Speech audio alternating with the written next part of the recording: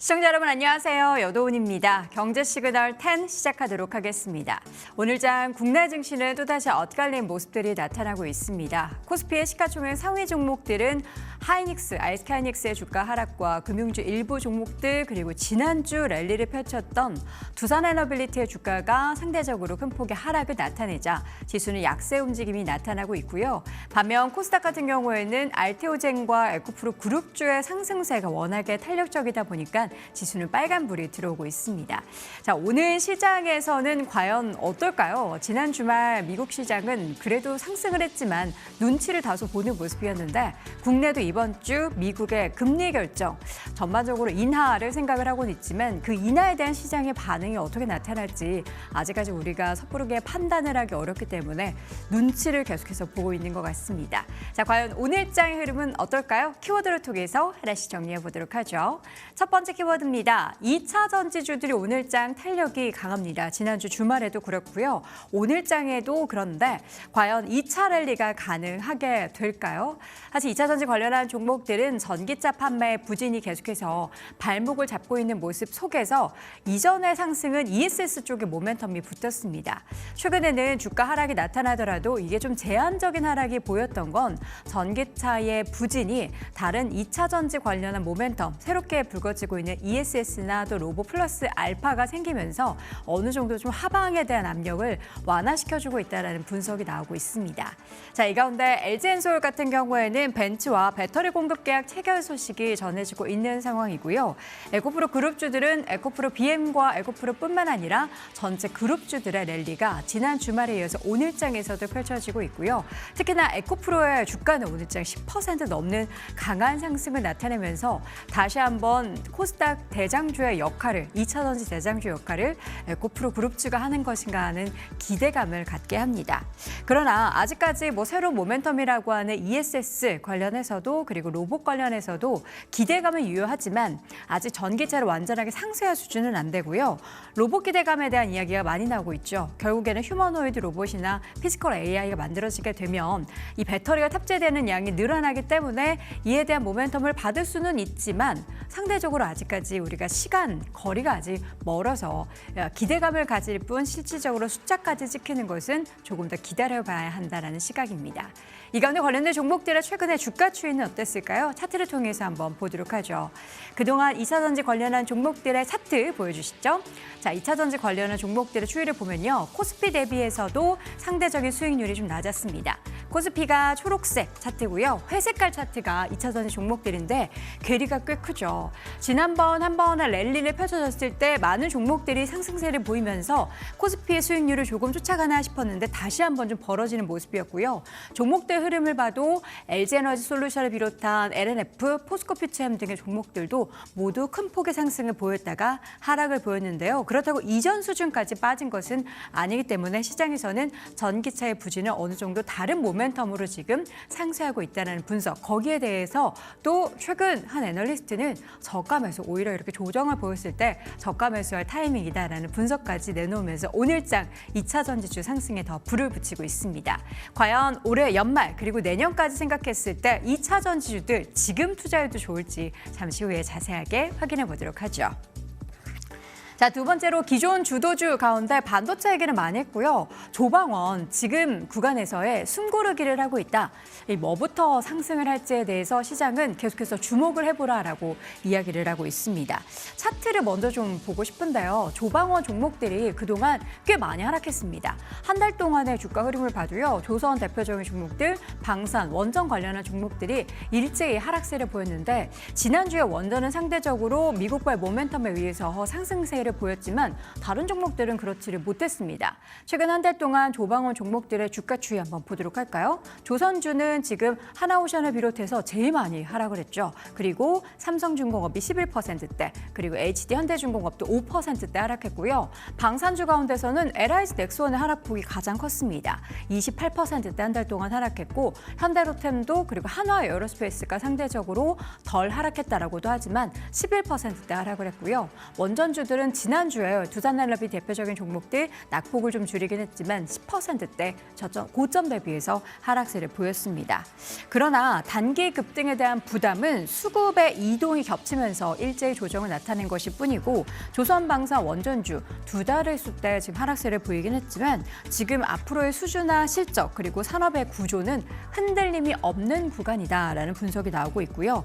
이 때문에 장기적인 상승 추세가 훼손된 것은 아니고 추가적으로 지금 구조적인 성장 동력을 생각을 한다면 지금부터는 다시 한번 관심 가져볼 구간이다라는 이야기도 나오고 있으니까요. 기존 주도주 한 번 올랐다라고 해서 외면할 게 아니라 지금 시점에서는 어떤 종목들이 먼저 오르게 될지 그 모멘텀 이슈를 잘 따라가 보시는 게 좋을 것 같습니다.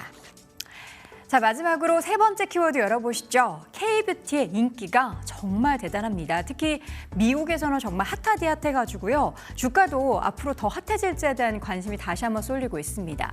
사실 지난 가을부터 계속 화장품 관련된 종목들의 주가 흐름이 별로 좋지 않았을 때도 연말에 랠리를 분명히 보일 수밖에 없다. 왜냐하면 미국의 불프 쇼핑 시즌이 마련이 되면 결국에는 또다시 화장품 관련한 수출이나 판매가 엄청나게 늘어날 것을 자명하듯이 이야기를 했습니다. 그 결과 정말로 인기가 많이 늘어난 것을 확인해 볼 수 있었는데요. 첫 번째 자료 한번 보시죠. 미국의 아마존이라는 사이트 알고 계시죠? 그 사이트에서 블랙 프라이데이를 휩쓴 K-뷰티 순위를 한번 보도록 하겠습니다. 이게요, 보니까 가장 많이 인기 끈 지금 1위부터 7위까지, 그러니까 지금 K-뷰티만 고른 게 아니고요. 가장 인기가 많은 화장품 중에서 1위, 3위, 4위, 6위, 7위를 우리나라 브랜드가 휩쓴 거고요. 그중에서 가장 공통적으로 지금 이름이 나와 있는 게 메디큐브. 지금 메디큐브. 그러니까 이 회사 APR의 브랜드라고 여러분들도 알고 계실 거예요. 그 브랜드의 제로 모공 패드, 그리고 콜라겐 젤리 크림, 콜라겐 오버나이트 랩핑 마스크, PDRM 핑크 콜라겐 겔 마스크가 모든 지금 상위 순위를 다 휩쓸었고요. 중간에 바이오던스의 콜라겐 리얼디 마스크. 지금 보니까 다들 콜라겐에 관심이 되게 많네요. 탄력에 다들 미국 국민들도 관심이 많은 것 같습니다.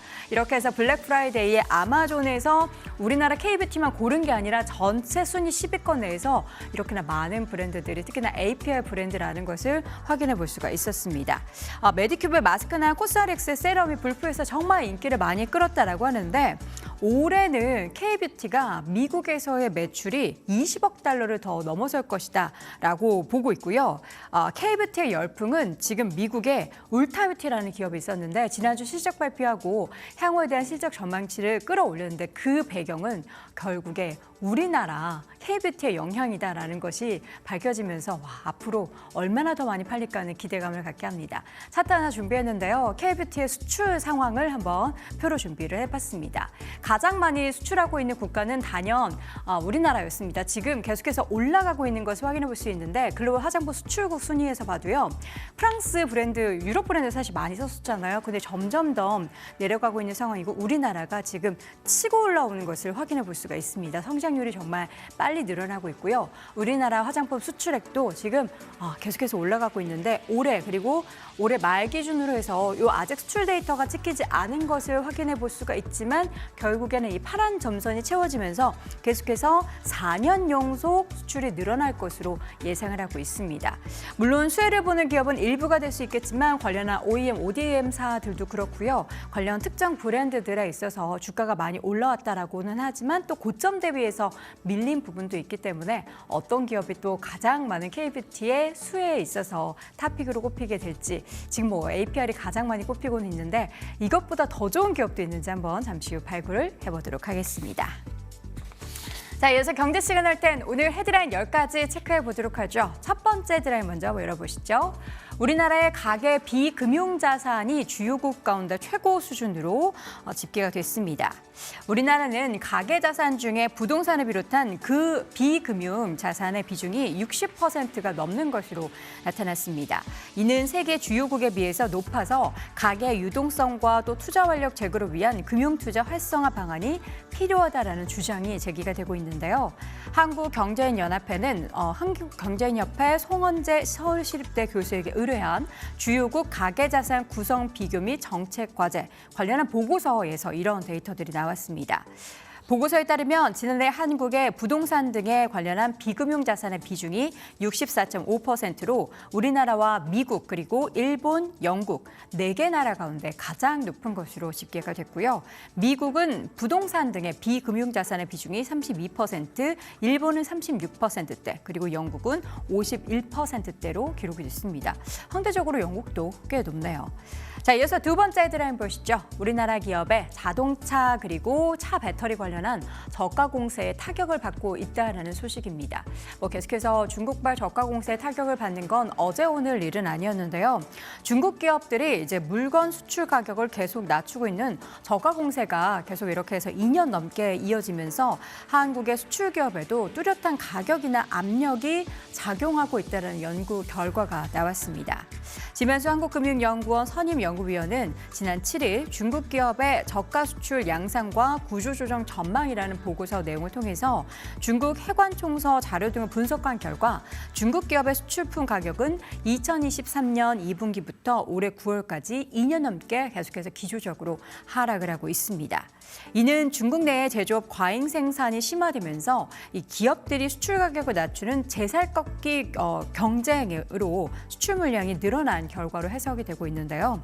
품목별로 보면은 자동차나 그리고 배터리, 태양광, 철강 등의 주요 수출 품목에서 수출 가격이 떨어졌고요. 특히 소비자의 수출 가격이 가장 큰 폭으로 떨어졌습니다. 이러한 중국 기업의 저가 수출 공세는 국내 대한민국 기업들에게도 뚜렷한 가격이나 압력으로 작용을 하고 있다고 합니다. 자, 이어서 세 번째 지금 헤드라인 보시죠. AI 논란에도 내년 증시를 랠리로 보는 월가의 시각에 대한 내용입니다.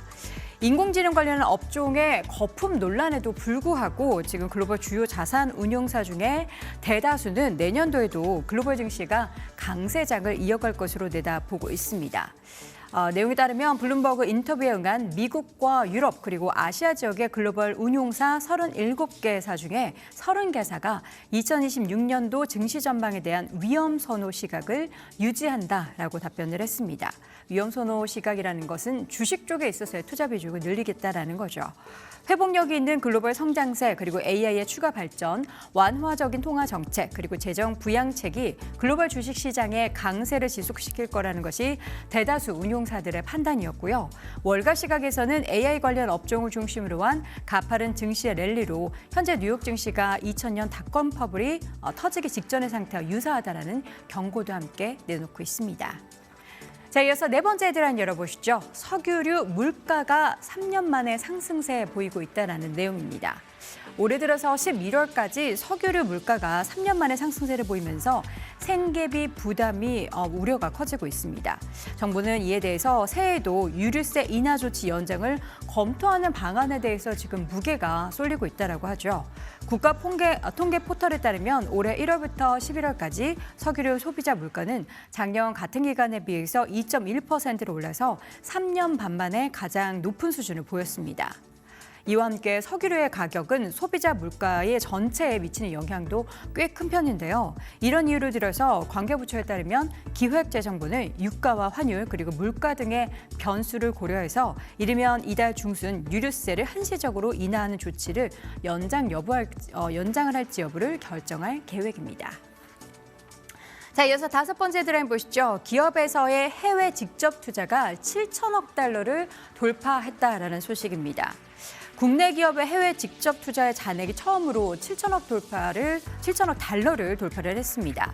동시에 국내 기업의 해외 자회사 이익 유보금도 사상 최고치를 경신을 했는데요.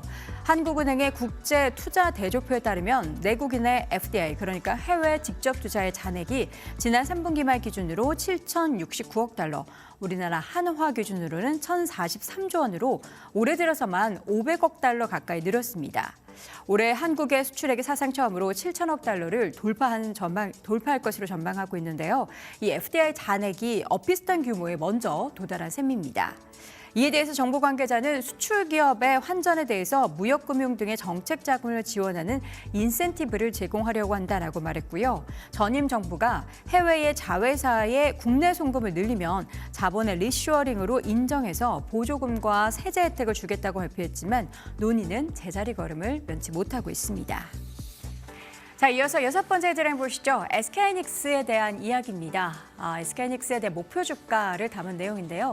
73만 닉스 간다라는 보고서 내용, 이미 100만 닉스 이야기도 나오고 있는 가운데 키움증권에서 새로 나온 신규 보고서 내용 보겠습니다. 키움증권은 SK하이닉스에 대해서 4분기 실적 서프라이즈가 예상된다라는 의견과 함께 투자 의견 매수 그리고 목표 주가는 73만 원을 유지를 했습니다. 박유학 키움증권 연구원은 보고서 내용을 통해서 SK하이닉스의 4분기 영업이익은 16조 2천억 원으로 시장 컨센서스 지금 14조 한 6천억 정도로 예상되고 있는 것을 상회할 것이다라고 전망을 하고 있습니다. 또 내년 1분기 사업 부문별 영업이익은 D램이 17조 원, 낸드가 1조 원으로 전분기 대비해서 약 11%씩 상승이 예상되고 있고요. 내년 1분기 낸드 부분의 가격과 또 실적 전망치가 시장 기대치를 크게 넘어설 가능성도 높아지고 있다라며 당분간은 메모리 가격의 전망치나 실적 컨센서스의 상향 조정 모멘텀이 SK하이닉스의 주가의 상승을 이끌 것이다라고 이야기를 했습니다. 자, 오늘장 SK하이닉스는 쉬어가고 있는 모습인데요. 현재 주가 확인해 보도록 하죠. 현재 주가는 0.92% 장중 낙폭을 꽤 줄였습니다. 4,500원 내린 53만 9,500원 기록 중입니다. 7번째 헤드라인 알테오젠 이야기 확인해 보겠습니다. 지금 매출 타격, 독일 쪽에 있어서의 매출 타격은 제한적일 것이다라고 전망이 되고 있습니다. 하나증권은 지난 오늘 나온 보고서를 통해서 최근 독일에서 키트루다 SC 판매 금지 가처분 신청이 인용된 알테오젠에 대해서 전체 매출에서 이 독일 쪽이 차지하는 비중은 아주 적은 수준의 영향만 미칠 뿐이라며 투자 의견 매수 그리고 목표 주가는 64만 원을 유지를 했습니다. 김선하 연구원은 독일에서의 가처분 신청 인용은 특허권의 유무효 판단과 전혀 별개고 이 명령이 미국에서의 판매에 영향을 미칠 수는 없다라고 이야기를 했고요. 유럽 외의 다른 국가도 독립적으로 가처분 인용 여부를 판단하는 것이다라고 설명을 하고 있습니다. 자, 오늘장 알테오젠의 주가 상승세를 나타내고 있는데요. 현재 주가 확인해 보도록 하겠습니다. 1.97% 상승폭은 다소 좀 둔화가 됐습니다. 46만 5,500원 기록 중입니다. 자, 이어서 8번째 헤드라인은 현대차 소식입니다. 현대차 AI 기업으로의 변화 이야기를 하고 있습니다. 저희가 지난주 약 2차례 거쳐서 현대차 그룹의 SDV로 전환에 대한 코멘트를 많이 드렸는데요. 관련된 내용 다시 한번 확인해 보도록 하죠. 삼성증권의 보고서입니다. 현대차에 대해서 내년 데이터 센터 건설과 또 로봇과 소프트웨어 중심의 차량 출시로 인공지능으로 기업으로의 변화가 시작될 것이다라며 목표 주가를 기존 34만 원에서 40만 원으로 상향 조정을 했습니다. 이문영 연구원은 내년에 관세 불확실성 제거와 또 신차 출시, 자회사 실적 증가에 따라서 실적의 가시성이 높아졌다라고 평가하고 있고요. 여기에 GPU 구매 계획에 이어서 로보틱스 랩에서 이동형 로봇 출시가 되고 또 내년 CES에서 3세대 휴머노이드 로봇 공개와 실증 테스트, 또 하반기에 SDV 양산과 주행 테스트 데이터 축적으로 AI 기업으로의 변화가 시작된 점을 강조를 하고 있습니다. 자, 오늘장 현대차의 주가 흐름 어떤지 보도록 하죠. 지난주 강하게 올랐던 주가가 오늘은 좀 쉬어가고 있는데요. 역시나 장중 낙폭을 좀 줄였습니다. 0.63% 하락한 31만 3천 원 기록 중입니다. 자, 이어서 9번째 헤드라인은 LG노텍 소식 확인해 보도록 하겠습니다. 메리츠증권 보고서 내용인데요. 광학과 기판 쪽의 사업부에 호조를 들고 있습니다.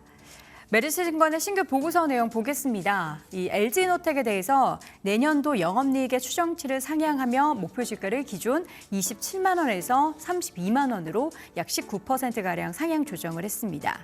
양승수 메리츠증권 연구원은 2026년 영업이익 추정치를 19.5%로 상향하고 타깃 멀티플을 기존 1.0배에서 1.2배로 조정을 했다라고 밝혔고요.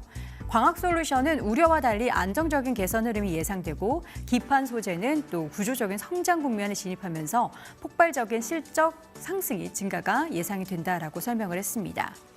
또 LG노텍의 광학솔루션 사업부의 내년도 매출액과 영업이익에 대한 추정치를 매출액은 1.5% 그리고 영업이익은 23.8% 상향 조정을 했고요. 아이폰 출하량이 내년도 6.2% 역성장할 것으로 예상되지만 가변조리개의 도입에 따른 평균 판매 단가 상승과 또 점유율 확대가 동시에 기대된다라며 신사업에서 가시적인 성과가 확인되는 시점에서는 추가적인 주가의 리레이팅 가능성도 열려 있다라고 밝혔습니다. 자, 오늘 장 LG에너텍의 주가 확인해 보도록 하겠습니다. 현재 구간 0.7% 상승세 보이면서 28만 6,500원 기록되고 있습니다. 자, 마지막으로 10번째 헤드라인은 건설사 관련한 소식인데요. 공공주택에 대한 확대 수혜로 중소건설사에 주목해보라라는 증권사 보고서 보겠습니다. 주택 정책 라인 정비와 또 공공주택 공급의 확대 기대감이 맞물리면서 건설주 주가가 최근에 좀 부각이 되고 있는데요. 중소형 건설주를 중심으로 급등세가 최근 연출된 가운데 증권가에서는 수도권 공공주택 수혜가 예상되는 일부 중견 건설사를 주목해야 한다는 분석이 나왔습니다. 이은상 NH투자증권 연구원은 주택 정책 라인 재정비와 특별법 개정에 따른 공급 속도전 기대로 중소형주의 중심의 건설 섹터의 강세가 나타났다라고 하면서 공공 현장의 자금 조달 안정에 기반해서 실질적인 착공 정상화 국면에 진입하리라라고 전망을 내놨습니다. 이 연구원은 공공주택 확대의 구조적인 수혜가 예상이 되는 만큼 재무구조와 이익 체력이 견고한 또 수도권 비중이 높은 건설사에 주목해 볼 필요가 있다고 하며 한신공영과 KCC건설을 탑픽으로 꼽았습니다. 자, 오늘장 건설주 관련해서 주가 흐름 한번 보도록 하죠. 현재 구간에서의 중소형 건설사 중에서는 종목이 좀 크게 하락한 종목들이 있는데요. 언급했던 한신공영과 지금 KCC건설의 차트도 한번 보면 좋을 것 같은데 한신공영과 현재 주가 오늘은 좀 하락하네요. 3.75% 하락한 1,780원 기록이 되고 있고요. KCC건설도 한번 보도록 하겠습니다. 현재 주가 2.4%대 지난주에 워낙에 탄력적으로 오르다 보니까 오늘 장에서는 다소 찰지런 매물이 출회가 되고 있습니다. 자, 이렇게 해서 오늘 건설주 얘기를 마지막으로 헤드라인 10가지까지 확인해 봤는데요. 과연 오늘 시점에서는 월요일장 어떤 전략을 펼쳐볼지 잠시 후에 자세하게 확인해 보시죠.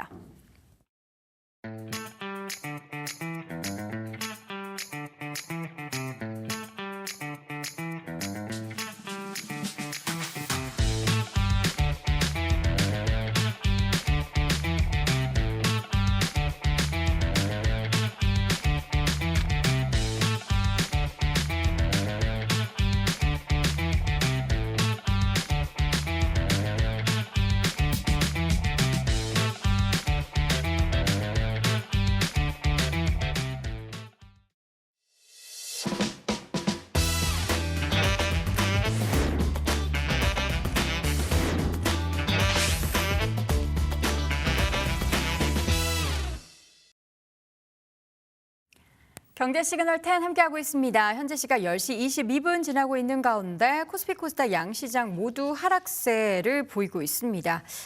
지금 코스피 지수도 0.06% 낙폭을 좀 줄이긴 했는데 여전히 약박권 움직임이고요. 상승세를 보였던 코스닥 같은 경우에는 알테오젠 상승폭이 좀 둔화된 가운데 에코프로는 오히려 15%까지 급등세를 연출을 하고 있습니다. 현재 지수는 그러나 다시 하락으로 돌아서면서 922선, 그러니까 시총 상위 일부 종목들을 제외하고는 하락 종목 수가 훨씬 더 많습니다. 자, 오늘 시장의 핵심과 또 전략 짜보도록 할 텐데요. 오늘 독립리서치 P&J의 손창현 팀장과 함께 할게요. 어서 오세요. 네, 안녕하십니까? 네, 반갑습니다. 오늘 진짜 강한 종목들은 2차 전지네요. 엄청 강해요?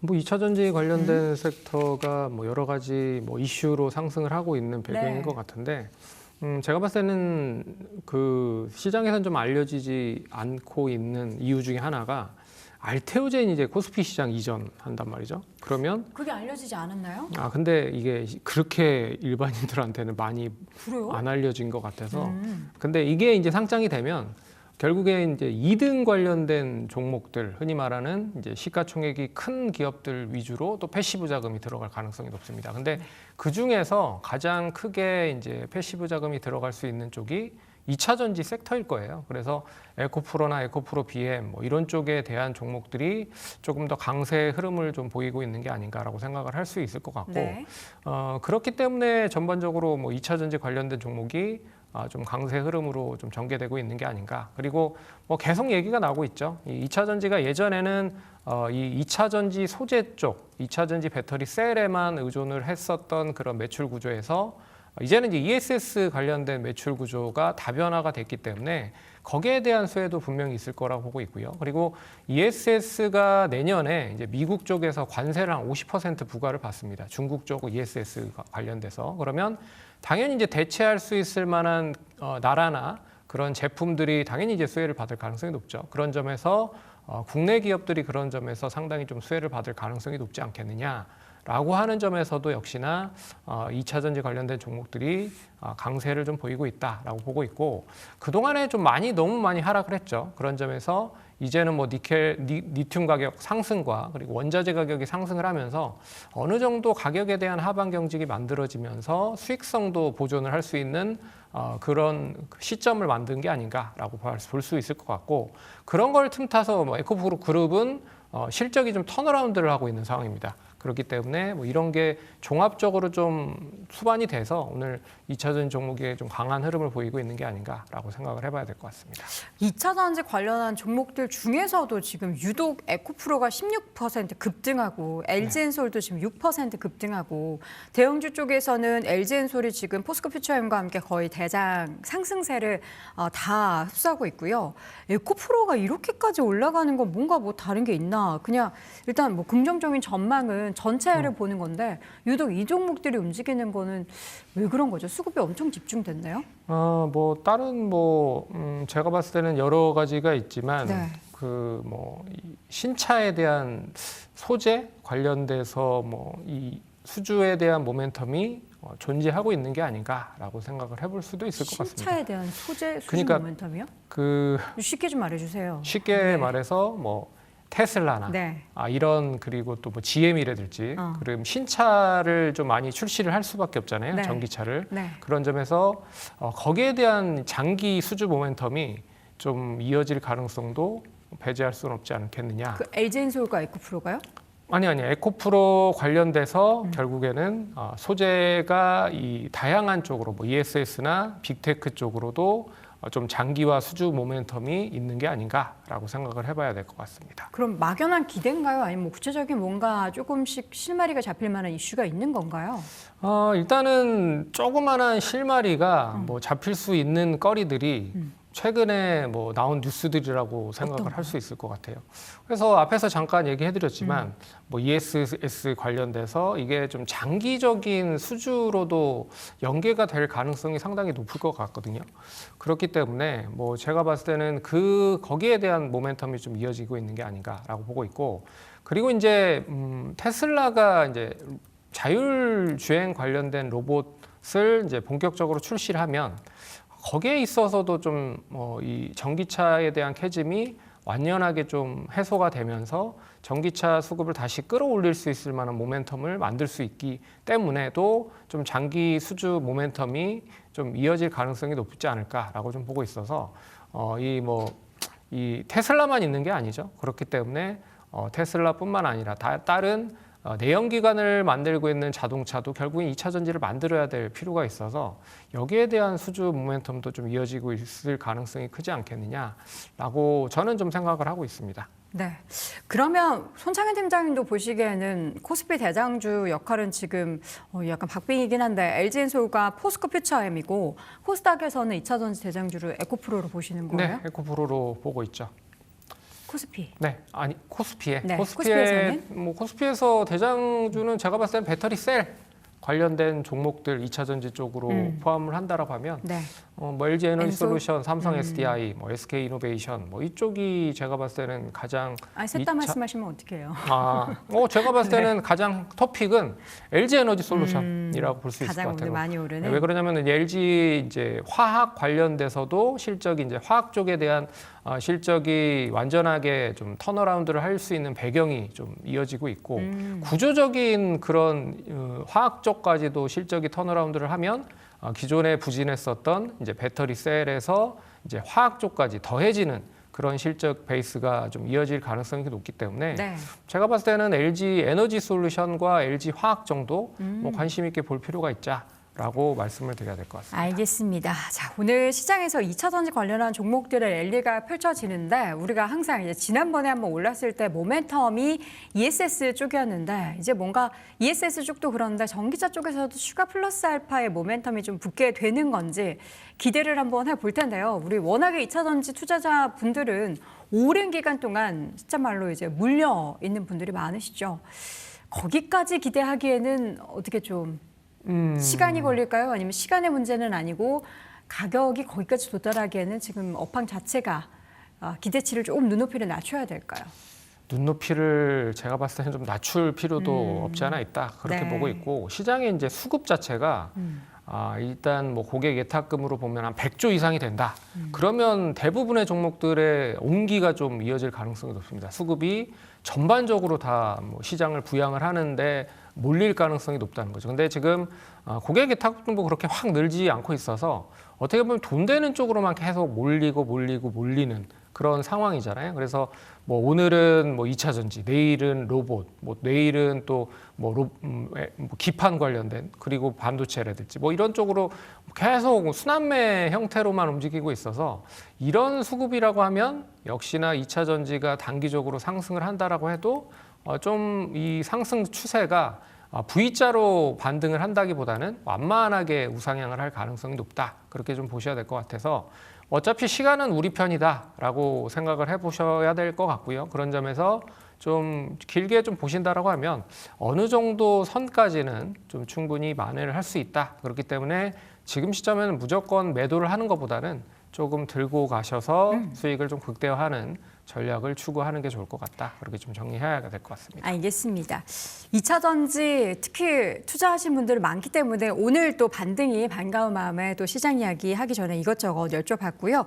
이제 본격적으로 키워드를 한번 꼽아보도록 하죠. 오늘의 키워드 10가지 한번 보여주시죠.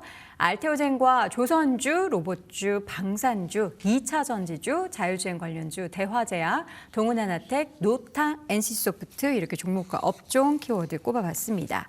자, 알테오젠 앞서서도 잠깐 말씀을 해주셨는데 코스피 이전 상장 모멘텀이 있는 기업인 거를 시청자분들이 모르시는 분들도 계신다. 일단 저희 방송 보시는 분들은 모르시면 안 되고요. 그렇죠. 알테오젠은 사실 지난주에 그 가처분 관련한 인용 소식이 있었는데 이게 사실 영향이 크지 않음에도 불구하고 시장에서는 엄청 주가를 급락하게 만들었어요. 이게 제가 봤을 때는 이게 독일이 기점으로 해서 유럽까지 확대가 될 가능성도 있지 않겠느냐, 뭐 이런 시장의 좀 불안 심리가 네. 이어지는 것 같아요.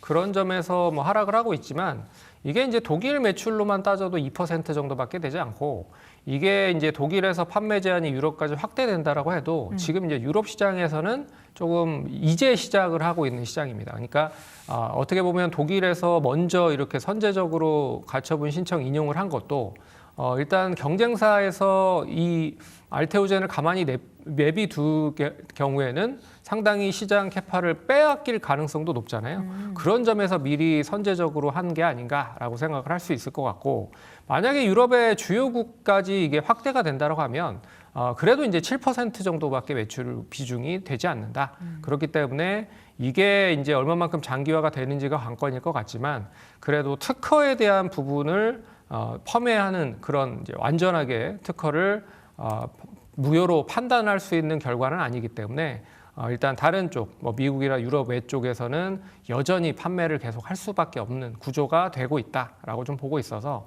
제가 봤을 때는 뭐 단기 뭐 일시적인 하락이 좀 이어질 가능성이 높다. 왜 그러냐면 지난주에 결국에 많이 거래량이 터지면서 하락을 했었던 주된 수급적인 요인으로만 보면 외국인과 기관이 상당히 좀 많이 매도를 했습니다. 그런 점에서 이거를 단기적으로 좀 소화를 하는 과정이 필요하기 때문에 결과적으로 오늘도 상승을 하는 데 있어서는 좀 제한적인 흐름이 나타나고 있다. 그렇게 좀 보고 있기 때문에요. 시장 단기적인 수급이 어느 정도 원활하게 회복이 되고 물량 소화가 어느 정도 진행이 되면 다시 상승할 수 있는 배경은 이어질 가능성이 높다라고 보고 있기 때문에 이게 뭐 일시적인 걸로 좀 보실 필요가 있지 않을까 그렇게 좀 살펴봐야 될 것 같습니다. 네, 알테오젠은 사실 코스닥 대장주의 역할을 했었는데 이게 약간 우리 투자자분들은 아쉬울 것 같아요. 코스닥 대장에서 이렇게 막 투자하다 보면은 이게 코스피로 다 이전 상장하게 돼서 코스닥을 투자하는 사람 입장에서는 아쉬울 수 있는데 알테오젠을 투자하는 분 입장에서는 그 기대감이 굉장히 크잖아요. 그렇죠. 팀장님께서 좀 정리를 해주시죠. 이게 코스닥에서 코스닥으로 옮겨지면 뭐가 좋은 거예요? 아무래도 이제 외국인 투자자들이 우리나라에 이제 투자를 한다라고 하면 네. 코스피를 살까요? 코스닥을 샀을까요? 피를 사죠. 코스피를 네. 사겠죠. 그럼 코스피의 대표적인 종목들을 살 겁니다. 그러면 코스피의 대표적인 바이오, 제약 관련된 회사 중에 떠올릴 수 있을 만한 회사가 몇 개나 있을까요? 그러면 제가 봤을 때 몇 개 없거든요. 그렇죠. 그렇기 때문에 알테오젠이 그렇게 간다라고 생각을 하시면 될 것 같고. 수급 유입. 그리고 이제 코스피 200에 만약에 뭐 일단 상장이 돼서 일단 재편이 된다라고 하면 편입이 된다라고 하면 외국인 투자자뿐만 아니라 기관 투자자들도 상당히 좀 많이 이제 매수를 할 수 있는 기회가 갖춰질 수 있다는 거죠. 거기에 뭐 다양한 ETF 상품 쪽으로도 연계될 수 있다라고 보고 있고요. 그런 점에서 이제 패시브 자금에 대한 안정적인 투자가 좀 더 확대가 될 가능성이 높다. 그렇게 좀 보고 있고요. 그런 점에서 제가 봤을 때는 알테오젠이 어떻게 해서든 좀 길을 써서 이 코스피 시장으로 이전을 하려고 계속적으로 노크를 하고 있는 상황이고, 제가 봤을 때는 특별한 문제가 없으면 알테오젠도 일단 코스닥 시장에서 코스피로 이전할 가능성이 높다. 그런 점에서 코스피 시장으로 이전이 되면 더 좋은 점이 상당히 많을 가능성이 높다. 그렇게 좀 생각을 해보셔야 될 것 같습니다. 그러면 알테오젠을 갖고 계신 분 혹은 신규 매수를 하시려는 분은 이거 이전 상장 전에 매수하는 게 좋아요? 아니면 상장하고 나서 매수하는 게 좋아요? 제가 봤을 때는 지난주 금요일 날 노이즈가 좀 나왔기 그때 때문에 했어야 되는 거군요. 뭐 그렇기도 하고 이미 근데 지났는데. 지금 뭐 봤을 때는 아직 뭐 올라간 게 별로 없잖아요. 반등이 그렇게 크지 않게 나오고 있어서 네. 일단 뭐 분할적으로 접근을 하시는 게 어떻게 보면 더 좋을 것 같다. 그렇기 때문에 코스닥에서 일부 그리고 코스피로 이전되면 일부 뭐 이런 식으로 매수를 하는 것도 하나의 방법이라고 볼 수가 있을 것 같고요. 네. 난 조금 더 이 뭐 불확실한 거를 좀 안전하게 해소하는 걸 보고 나서 매수를 해보고 싶다라고 하시면 내년 2월, 3월에 이게 이 특허 법원 무효 심판 절사상 예비 의견이 나온다고 합니다. 그렇기 때문에 이거를 확인하고 나서 아예 좀 들어가는 것도 하나의 방법이다. 될 수 있다라고 좀 보고 있고요. 하지만 지금 알테오젠이 기술 수출이 상당히 좀 많이 진행이 되고 있는데 아직까지도 기술 수출이 준비되어 있는 게 하나에서 두 개가 준비되고 있다라고 좀 얘기가 나오고 있어서 이게 어느 시점에 좀 나올 수 있을지도 제가 봤을 때는 주가를 부양을 할 수 있는 모멘텀이 될 수 있지 않을까 그렇게 좀 보고 있어서 이걸 이제 맞추기에는 쉽지가 않죠. 그렇기 때문에 분할적으로 좀 접근을 하셔서 대응을 하시면 좀 중장기적으로 계속 모멘텀이 될 수 있을 것이다 라고 봐야 될 것 같습니다. 알겠습니다. 알테오젠 지금 40만 원대 중반에서의 등락을 보이고 있습니다. 50만 원 선을 다시 돌파하는 모습들이 보였을 때는 이제 나의 손에서는 떠났구나라고 생각하셨을 텐데 다시 40만 원으로 회복을 했으니까요. 이전 상장 모멘텀 추가적으로 물론 이게 약간 어떻게 보면은 리스크가 있는 기업이긴 하지만 그 부분에 있어서 이 매출에 엄청나게 타격을 받을 만한 그런 이슈는 아니니까 그 걱정보다는 이전 상장 플러스 알파에 대한 기대감을 더 가져보도록 하겠습니다. 자, 이어서 두 번째 키워드는 로봇주 이야기를 해보도록 하죠. 지난주에 트럼프 모멘텀으로 로봇주가 엄청나게 올랐다. 뭐 트럼프 모멘텀도 그렇지만 국내도 로봇 관련해서 육성을 하겠다. 그러니까 우리나라, 미국 할 것 없이 지금 로봇 이야기를 하고 있습니다. 혹시 로봇이 제일 좋아하는 음식 뭔지 아세요? 로봇이 제일 좋아하는 음식이요? 뭔지 모르세요? 배터리인가요? 치킨이죠. 로봇은 치킨 이렇게. 그렇군요. 자, 넘어가겠습니다. 자, 트럼프 모멘텀 어떻게 추가적인 그렇게 안 웃기세요? 너무 재밌는 거 아니에요? 네, 그렇습니다. 예, 감사합니다. 너무 안 웃어주시네. 자, 트럼프 모멘텀이라고 부를 수는 있겠는데 로봇주가 오늘도 일부 종목들 올라가고 있습니다. 계속 뭔가 이제 산업적으로 추세를 탄 건가요? 뭐 제가 봤을 때는 이게 그 행정명령에 대한 기대감이 존재하고 있다라고 좀 보고 있는데 연초에 그 원전이 행정명령 관련된 이야기가 나오면서 뭐 실적이 뒷받침이 되지 않음에도 불구하고 엄청나게 많이 상승을 했습니다. 그런 거에 비하면 로봇도 뭐 행정명령에 대한 기대감이 존재한다라고 좀 보고 있고요. 어떻게 보면 미국보다 중국의 로봇 관련된 특허라든지 로봇 관련된 기술이 다양한 게 상당히 많기 때문에 이걸 또 제한을 하려고 이제 미국 쪽에서 먼저 선제적으로 조치를 취한 게 아닌가라고 생각을 할 수 있을 것 같고요. 그런 점에서 제가 봤을 때는 단기 모멘텀 충분히 가능하다라고 좀 볼 수 있을 것 같고, 그리고 이제 빅테크 기업들이 일단 하반기를 기점으로 본격적인 생산 라인에 휴머노이드 로봇을 배치하는 것도 제가 봤을 때는 하나 이슈라고 좀 보고 있는 것 같아요. 그래서 테슬라가 지금 생산 라인에 5,000대를 일단 휴머노이드 로봇을 배치한다라고 얘기를 하고 있고, 그리고 내년에 5만 대를 배치한다라고 합니다. 5만 대. 예, 그렇기 때문에 이 이제 휴머노이드 로봇이 얼마만큼 효율적인 생산을 할 수 있을지 모르겠지만 만약에 이 효율적인 생산을 진행을 한다라고 하면 이제 우리나라뿐만 아니라 빅테크 기업들도 이제 속속들이 휴머노이드 로봇뿐만 아니라 뭐 물류 로봇이라든지 그리고 뭐 사종 로봇 뭐 이런 로봇들을 전진 배치할 가능성이 높다는 거죠. 그런 점에서 어떻게 보면은 이슈보다는 그러니까 실적보다는 이슈가 부각이 되면서 조금 더 갈 수 있는 밑바탕을 만들어 놓은 게 아닌가라고 생각을 해봐야 될 것 같습니다. 지금 연기금 쪽에서 로봇주를 꽤 담았다라고 하는데 연기금에서 담으면 좀 큰 기업 담을 거 아니에요? 뭐 그렇죠. 레인보우 로보틱스 뭐 이런 기업 담았나요? 로보티즈 300억 정도 담은 것 같고요. 로보티즈를 몰빵했군요. 그리고 레인보우 로보틱스를 한 100억 정도 매수를 했다라고 아. 하는데 이 두 종목의 이제 특징을 좀 보시면 첫 번째는 이제 대기업과의 연계성입니다. 그쵸. 그래서 로보티는 LG 그룹 쪽 2대 주주로 있고요. 그리고 이 레인보우 로보틱스도 역시나 삼성 쪽 전자의 이제 최대 주주가 삼성전자죠. 그런 점에서 이제 삼성과 LG 그룹 쪽에 같은 사업을 좀 진행을 하고 있는 그런 업체라고 보시면 될 것 같고, 그리고 이제 두 업체 모두 소프트웨어와 그리고 이제 하드웨어를 동반적으로 다 만들 수 있는 기술력을 보유를 하고 있다. 그렇기 때문에 뭐 레인보우 로보틱스도 뭐 액추에이터나 감속기 뭐 이런 쪽에 대한 내재화에 대한 성향이 있고요, 역량이 있고요. 그리고 로보티즈도 일단 뭐 액추에이터나 뭐 이런 부품을 만들 수 있는 역량이 있기 때문에 뭐 어떻게 보면 연기금이 단기보다는 좀 중장기적인 포지션으로 매매를 하는 경우가 많거든요. 그런 점에서 매수를 한 게 아닌가라고 생각을 해볼 수 있을 것 같고, 네. 그런 점에서 제가 봤을 때는 아직 뭐 못 오른 대기업 관련된 로봇주들을 중에서 하나를 꼭 뽑자 보라 하면 두산 로보틱스. 두산 로보틱스 네, 많이 못 갔습니다. 그래서 두산 로보틱스가 협동 로봇에서 이제 휴머노이드 로봇으로 전환하려고 상당히 많이 준비를 하고 있는 것 같아요. 그런 점에서 아직까지는 뭐 원체 이제 휴머노이드 로봇 기반을 한 관련된 종목들이 많이 올랐기 때문에 그런 점도 좀 눈여겨 보셔야 될 것 같고요. 그리고 대기업과 연계를 했을 때 아직 두산 로보틱스는 주가가 완전하게 부양이 되지 못했다라는 점도 한번 눈여겨 보시면 좋은 투자 아이디어가 될 수 있지 않을까, 그렇게 봐야 될 것 같습니다. 그러면 사실 뭐 로보티즈를 많이 연기금에 샀다라고 하지만 이미 주가가 전고점을 뚫어 넘었고 네.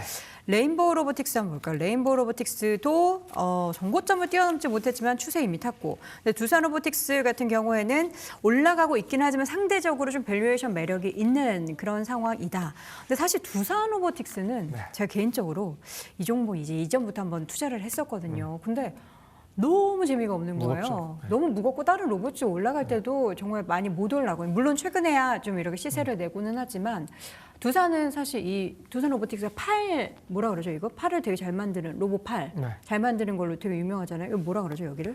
그게 팔꿈치 그 쪽. 액추에이터 감속기. 액추에이터. 예, 그러니까요. 그쪽 그게 아니에요? 생각이 안 나가지고.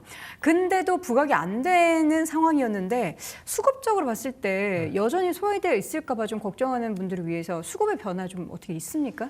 수급의 변화는 제가 봤을 때는 최근에는 뭐 그렇게 크게 뭐 있지는 않은 것 같습니다. 그러니까요. 그리고 일단 이 회사가 전반적으로 상승을 할 수 있는 배경이 결국엔 이제 대기업과의 연계성이라고 좀 볼 수 있을 것 같아요. 그럼에도 불구하고 아직 많이 못 갔다라고 좀 보고 있고, 그리고 마지막으로 이 동사가 제일 못 갔었던 이유는 작년에 이제 올해 초였네요. 두산 밥캣과의 합병 관련된 이슈가 있었습니다. 그것도 어떻게 보면 노이즈로 좀 주가가 많이 못 간 배경 중에 하나다라고 좀 보고 있기 때문에 그게 이제 지금 시점에서는 이제 거의 없어졌다라고 생각을 하시면 될 것 같아요. 그런 네. 점에서도 좀 관심 있게 볼 필요가 있지 않을까, 그렇게 좀 봐야 될 것 같고, 그리고 이제 로봇 관련된 종목들이 실적이 뒷받침이 되는 종목이 거의 없다라고 봐야 됩니다. 그렇죠. 그렇기 때문에 항상 그 얘기하죠. 밸류에이션으로 들이밀어서 평가를 하기에는 상당히 어렵다. 그렇기 때문에 뭐 차트 기술적인 분석을 통해서 매매를 하는 게 어떻게 보면 우선적인 순위로 봤을 때는 좀 더 맞지 않을까, 그렇게 좀 봐야 될 것 같습니다. 그러면 매매를 할 때 실적을 보고서 매매하는 것은 어렵기 때문에 수급의 논리와 기술적인 부분을 봐야 한다라는 말씀이신 거군요. 그렇죠. 그런 면에서 두산 로보틱스를 가장 좋게 보시는 거고, 예전에 한 번씩 그 SK 쪽 해가지고 이제 유일 로보틱스도 엄청나게 시세를 냈잖아요. 지금 보면 유일 로보틱스도 약간 박스권의 움직임을 보이는데 이 종목은 어떻게 좀 매력도가 덜한가요? 유일 로보틱스는 일단 뭐 대주주인가요? 물량을 이제 SK 그룹 쪽에서 이제 아예 인수할 수 있는 권한을 살 수도 있다. 뭐 네. 이런 얘기가 나오면서 좀 그쵸. 주가가 상승을 했었던 것도 있고, 그리고 그때 당시에 실적 베이스보다 이제 시총 베이스가 그렇게 높지 않았습니다. 근데 지금 이제 8만 5천 원까지 왔기 때문에 거의 1조 수준까지 임박을 했다라는 것만 보더라도 네.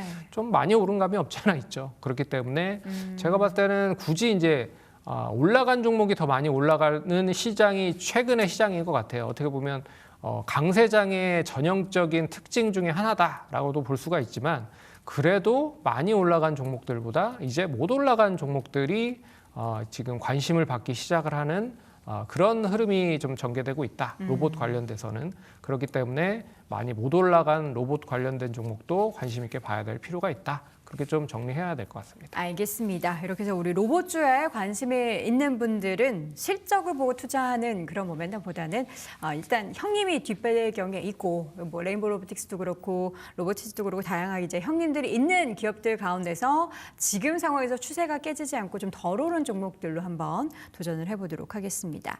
자, 지금 시점에서 이제 자율주행 관련한 종목들 이야기 나눠보겠습니다. 결국에 자율주행 로봇 다 지금 뭔가 AI를 둘러싼 다양한 환경에 대해서 이야기를 하고 있는 것 같은데 지금 자율주행 쪽에 있어서의 종목의 대장 역할은 어떤 기업이 하고 있어요? 제가 봤을 때는 이제 현대차가 역시나 우리나라에서는 자율주행 쪽에서는 가장 빨리 이제 상업화가 될 수 있지 않을까라고 좀 보고 있어서 현대오토에버가 아마 이제 시장에서 제일 좀 으뜸일 가능성이 높을 것 같아요.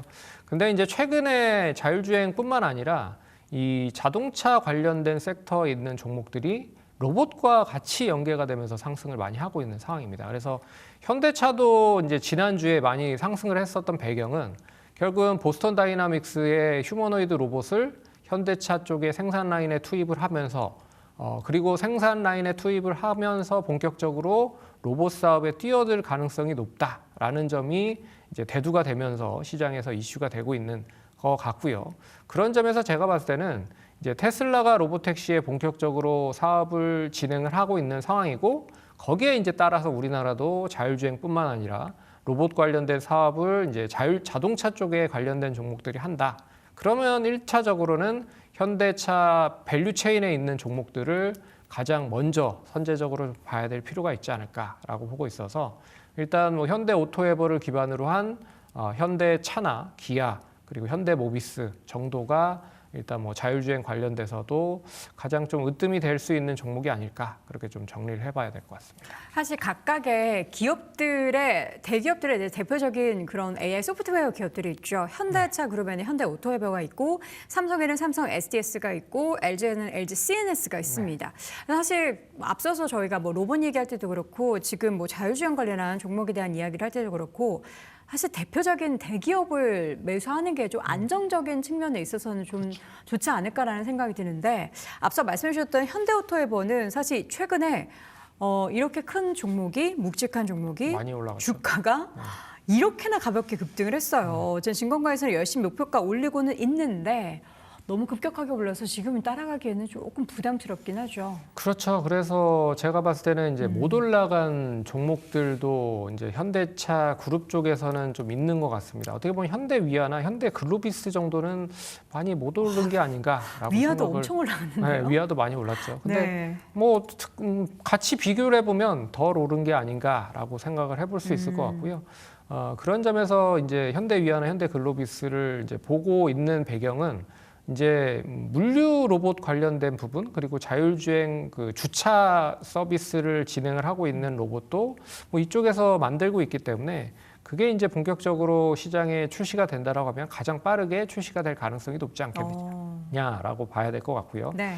그런 점에서 좀 보고 있다라고 생각을 하시면 될 것 같고 좀 번외적으로 나는 좀 다른 종목을 보고 싶다 하시는 분들은 제가 봤을 때는 뭐 SS오랩 뭐 이런 회사, 뭐 라이다 개발을 하고 있는 그런 업체들도 있고요. 그리고 어떻게 보면 슈어소프트라고 하는 회사도 있습니다. 이 회사는 이제 현대차가 2대 주주로 있는 회사예요.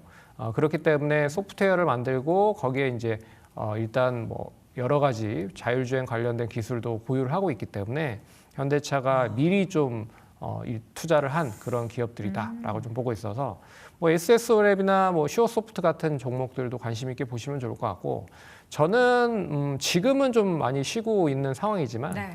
결국엔 반도체 그리고 MLCC 그리고 많이 기판 필요하죠. 예, 그 필요하잖아요. 그렇기 때문에 당연히 비메모리 쪽에는 DB 하이텍, 그리고 뭐 기판 쪽에서는 뭐 삼성전기라든지 그리고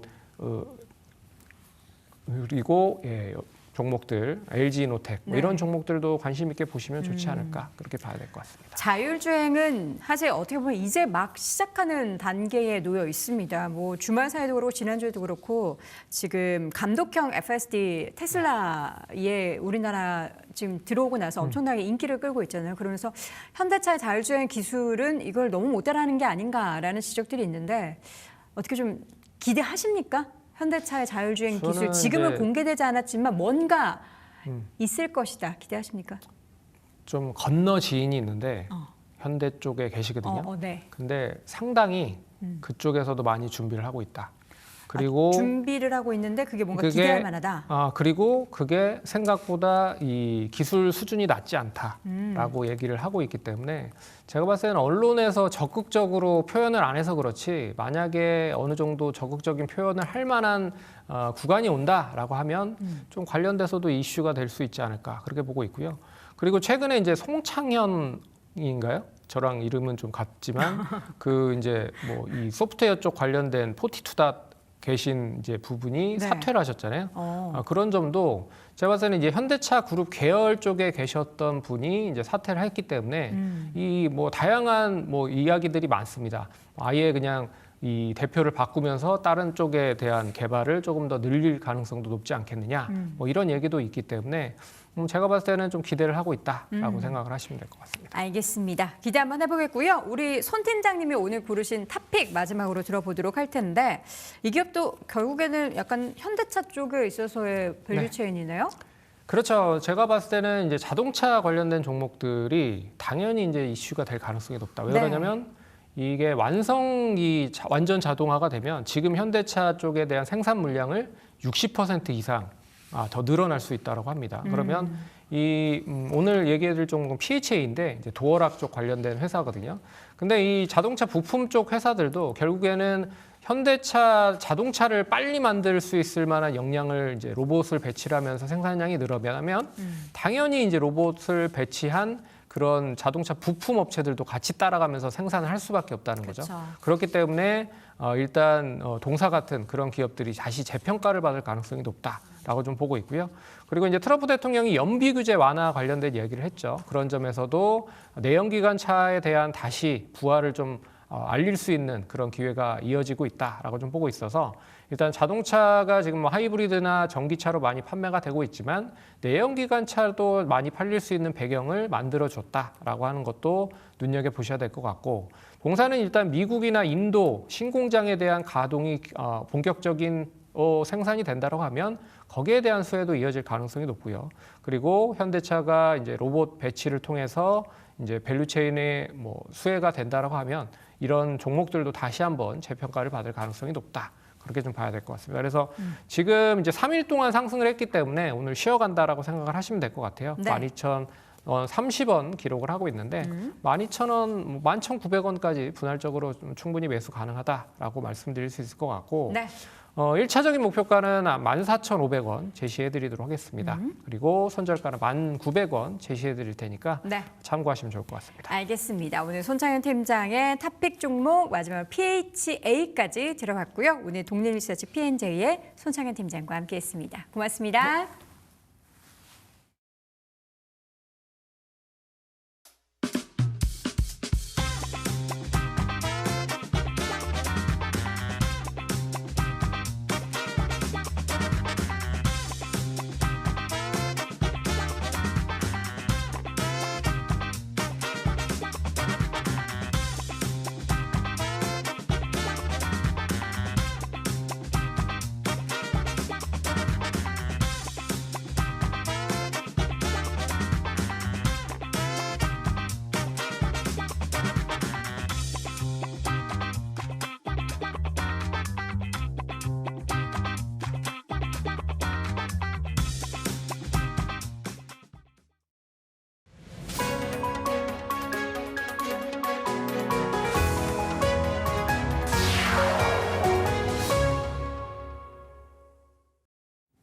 이슈 플러스 시간입니다. 먼저 이 시간 세 가지 키워드부터 짚어보도록 하겠습니다. 먼저 첫 번째 키워드입니다. 삼성전자가 범용 디램 캐파를 확장한다는 이야기가 나오고 있습니다. 관련된 이야기 첫 번째로 확인해 보시고요. 뒤로 이어서 SK도 삼성과는 조금 다른 디램 전략을 꾀한다고 합니다. 관련된 이야기도 함께 점검해 보시죠. 마지막으로 세 번째, KT 차기 대표 후보에 대한 이야기가 나오고 있습니다. 관련된 이야기까지 함께 나눠보도록 하겠습니다. 네, 오늘 이 시각 보도국의 이태훈 기자와 함께 해보겠습니다. 기자님 어서 오시죠. 자, 그럼 첫 번째 키워부터 이야기 나눠보도록 하겠습니다. 지금 삼성전자가 10나노급 4세대 디램을 기반으로 한 HBM3E의 캐파를 상당 부분 줄이는 방안을 검토 중이다라는 이야기가 나오고 있습니다. 내년 수익성 극대화를 전사 목표로 설정하면서 HBM3E보다 마진이 조금 더 높은 범용 디램의 생산 역량을 집중하겠다라는 기조를 유지하고 있는 것 같은데요. 삼성전자가 검토 중인 디램 생산 계획부터 배경까지 차례대로 한번 짚어보도록 하겠습니다. 자, 우선 캐파부터 확인을 해봐야 할 것 같은데요. 얼마나 확장을 한다는 걸까요? 네, 우선 이번 사안과 관련해서 정통한 회사 관계자에 따르면은 내부적으로는 앞서 설명해 주셨던 1A 디램 캐파의 30%에서 40% 수준을 10나노급 1B 디램용으로 전환하는 방안을 논의하고 있다고 전해주셨습니다. 여기에 더해서 1Z 등 성숙 공정 라인에 대한 전환 투자까지 더하게 되면은 총합 월 8만 장 수준의 웨이퍼 기준으로 8만 장 수준의 1B 디램 캐파를 확보하게 된다고 부연을 했는데요. 삼성전자의 1B 디램의 경우에는 범용 디램 생산에 현재 투입이 되고 있는 상태입니다. 이들 제품군은 최근 공급 부족으로 가격이 가파르게 오르고 있는 상태인데요. 삼성전자는 현재 소량의 구형 제품을 제외하면은 HBM 판매 비중이 전량 HBM3E로 구성이 되어 있습니다. 이와 관련해 현재 증권가에서는 HBM 매출 비중이 전체 삼성전자의 매출액 대비 10%대 수준으로 내다보고 있는데요. 이를 과감히 줄이고 범용 디램 생산에 힘을 싣는 모습이다라는 게 증권업계에서의 현재 평가입니다. 네, 디램 쪽으로 확실히 집중하는 모습들이 보여지고 있는데요. 지금 삼성전자가 디램의 캐파를 이렇게까지 늘리려는 이유가 어떻게 될까요? 네, 앞서 잠깐 말씀드렸던 디램 가격이 가파르게 오르고 있는 것과도 무관치 않은 것으로 해석이 되는데요.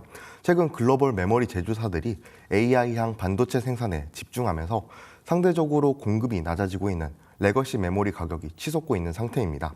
대량 양산 체제를 갖춘 삼성전자 입장에서 살펴보면은 시장 환경이 우호적으로 구성됐다라고도 평가를 할 수가 있는데요. 실제 글로벌 시장 조사 업체인 디램 익스체인지에 따르면은 메모리 카드와 USB용 범용 낸드 플래시 제품의 월 평균 가격 같은 경우에는 올해 들어 가파른 상승세를 나타내고 있습니다. 1월까지만 해도 평균 2.18달러로 집계됐던 판매 가격이 2월 2.29달러로 오르기 시작하면서 10월 기준으로 4.35달러까지 2배가량 오른 상태입니다. 레거시 디램도 마찬가지인데요. PC용 디램 제품의 경우에도 올해 1월 평균 가격이 1.35달러에 불과했지만 4월부터 거래 가격이 가파르게 상승하기 시작하면서 10월에는 7달러 선에 거래된 것으로 집계된 상태입니다. 네, 역시나 가장 큰 이유는 디램 가격의 상승세에 있겠습니다. 자, 그러면 이번 계획의 배경에는 경쟁사인 SK 하이닉스의 영향도 있다라고 시장에서는 풀이하고 있는 것 같은데요. 이 영향이 얼마나 있었을까요? 네, 말씀해 주신 대로 SK 하이닉스 역시 이번 디램 비중을 늘리는 삼성전자의 계획에 적잖은 영향을 미친 것으로 보이고 있는데요. 삼성전자 내부 분위기를 봤을 때 SK 하이닉스보다 높은 수익성을 기록해야 된다는 기조가 깔려 있는 것으로 현재 파악되고 있습니다. 앞선 관계자도 내년에는 대외적으로 눈에 띄는 성과를 보여야 한다는 내부 기조가 강하다는 분위기를 전했는데요. 핵심 목표로는 SK 하이닉스보다 높은 영업이익률을 수익성 측면에서 확실하게 앞서가는 것을 목표로 하고 있다면서 최근 디램 생산 증가율도 높게 잡고 있는데 대부분 영업이익률이 높은 범용 디램에 배정할 예정이라고 설명을 했습니다. 실제로 양사 수익성 격차를 살펴보면은 최근 몇 년간 이 격차가 뚜렷해지고 있는 추세인데요. 지난해 영업이익은 삼성전자 DS 부분의 경우 15조 1천억 원으로 집계된 반면 SK 하이닉스는 23조 4,670억 원으로 집계됐습니다. 올해 같은 경우에는 삼성전자가 23조 원, SK 하이닉스가 43조 원 수준으로 집계 마무리될 것으로 전망이 되고 있는데요.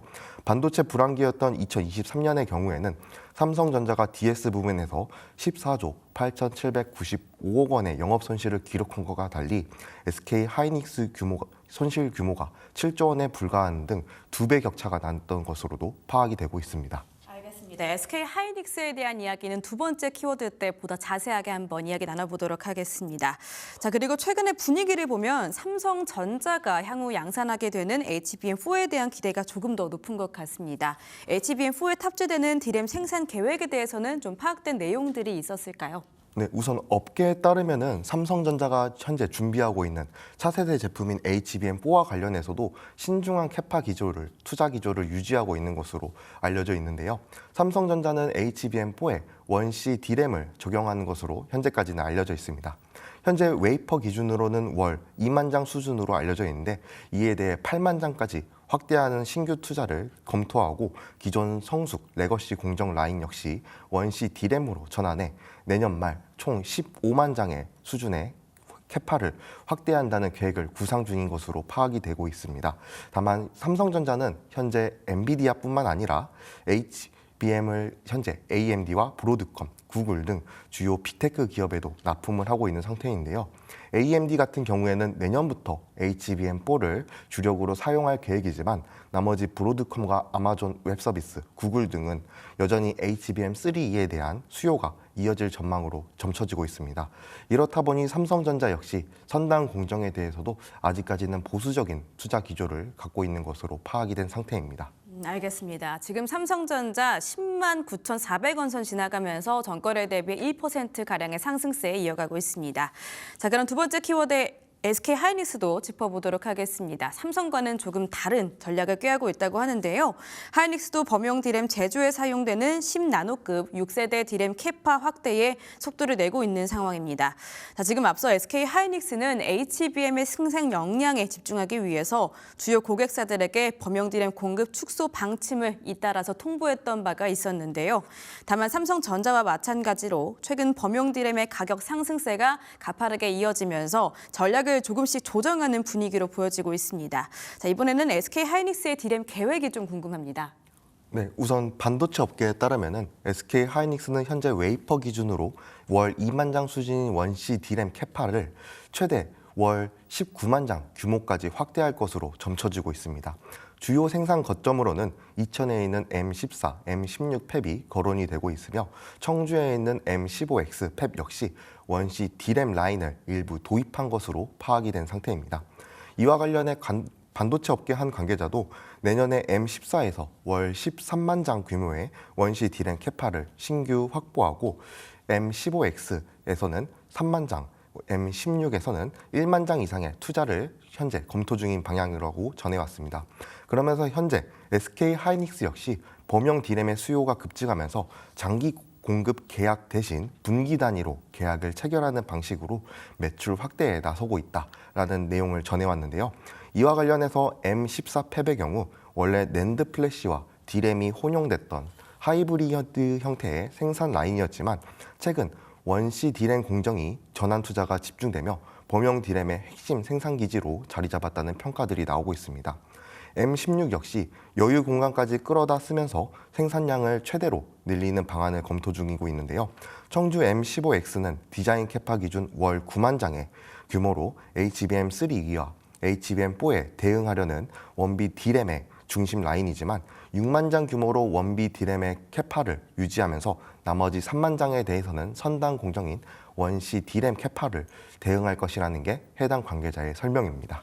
네, 그렇지만 당초 SK 하이닉스에서는 원C D램에 대해서는 다소 소극적이었다라는 이야기들이 나왔었는데요.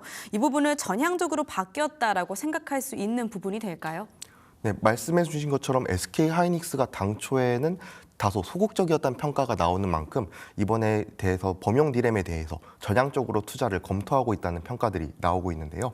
실제로 SK 하이닉스는 원시 디램과 관련해서는 공정 기술이 아직 축적하는 단계이다 보니 당초 캐파 확대에는 소극적이었고 이에 대한 기술 노하우를 쌓는 게 우선이었다라는 이야기들이 나왔습니다. 원시 디램의 선단 공정이긴 하지만 아직까지는 안정성 문제를 고려했을 때 HBM에 당장 고려하기에는 적용하지 않았던 것으로 풀이가 되고 있는데요. 실제 반도체 업계에서도 SK 하이닉스가 최근까지도 HBM 생산 역량을 집중하기 위해 주요 고객사의 범용 디램 수요를 축소하겠다는 방침을 내렸던 것으로도 알려지고 있습니다. 이러한 기조는 올해 4분기를 기점으로 더욱더 명확해졌다라는 평가들이 잇따르고 있는데요. 실제로 이 시점부터 주요 고객사들의 범용 디램 공급을 크게 줄이겠다는 방침을 전한 것으로 파악이 되고 있습니다. SK 하이닉스로부터 범용 디램을 공급받고 있는 한 고객사 관계자도 지난 3분기 가격 협상을 진행하는 자리에서 앞으로 공급량을 대폭 줄이겠다는 통보를 받았다고 전해주셨는데요. 그간 거래 물량도 적지 않은 데다 벤더 지위도 높은 편이 아니라 난감했다는 분위기와 함께 당시 SK 하이닉스 측에서 캐파를 최대한 HBM 중심으로 운영하기 위해 범용 디램 생산을 최대한 줄여라라는 내부 지침도 내려졌다는 점을 전해왔습니다.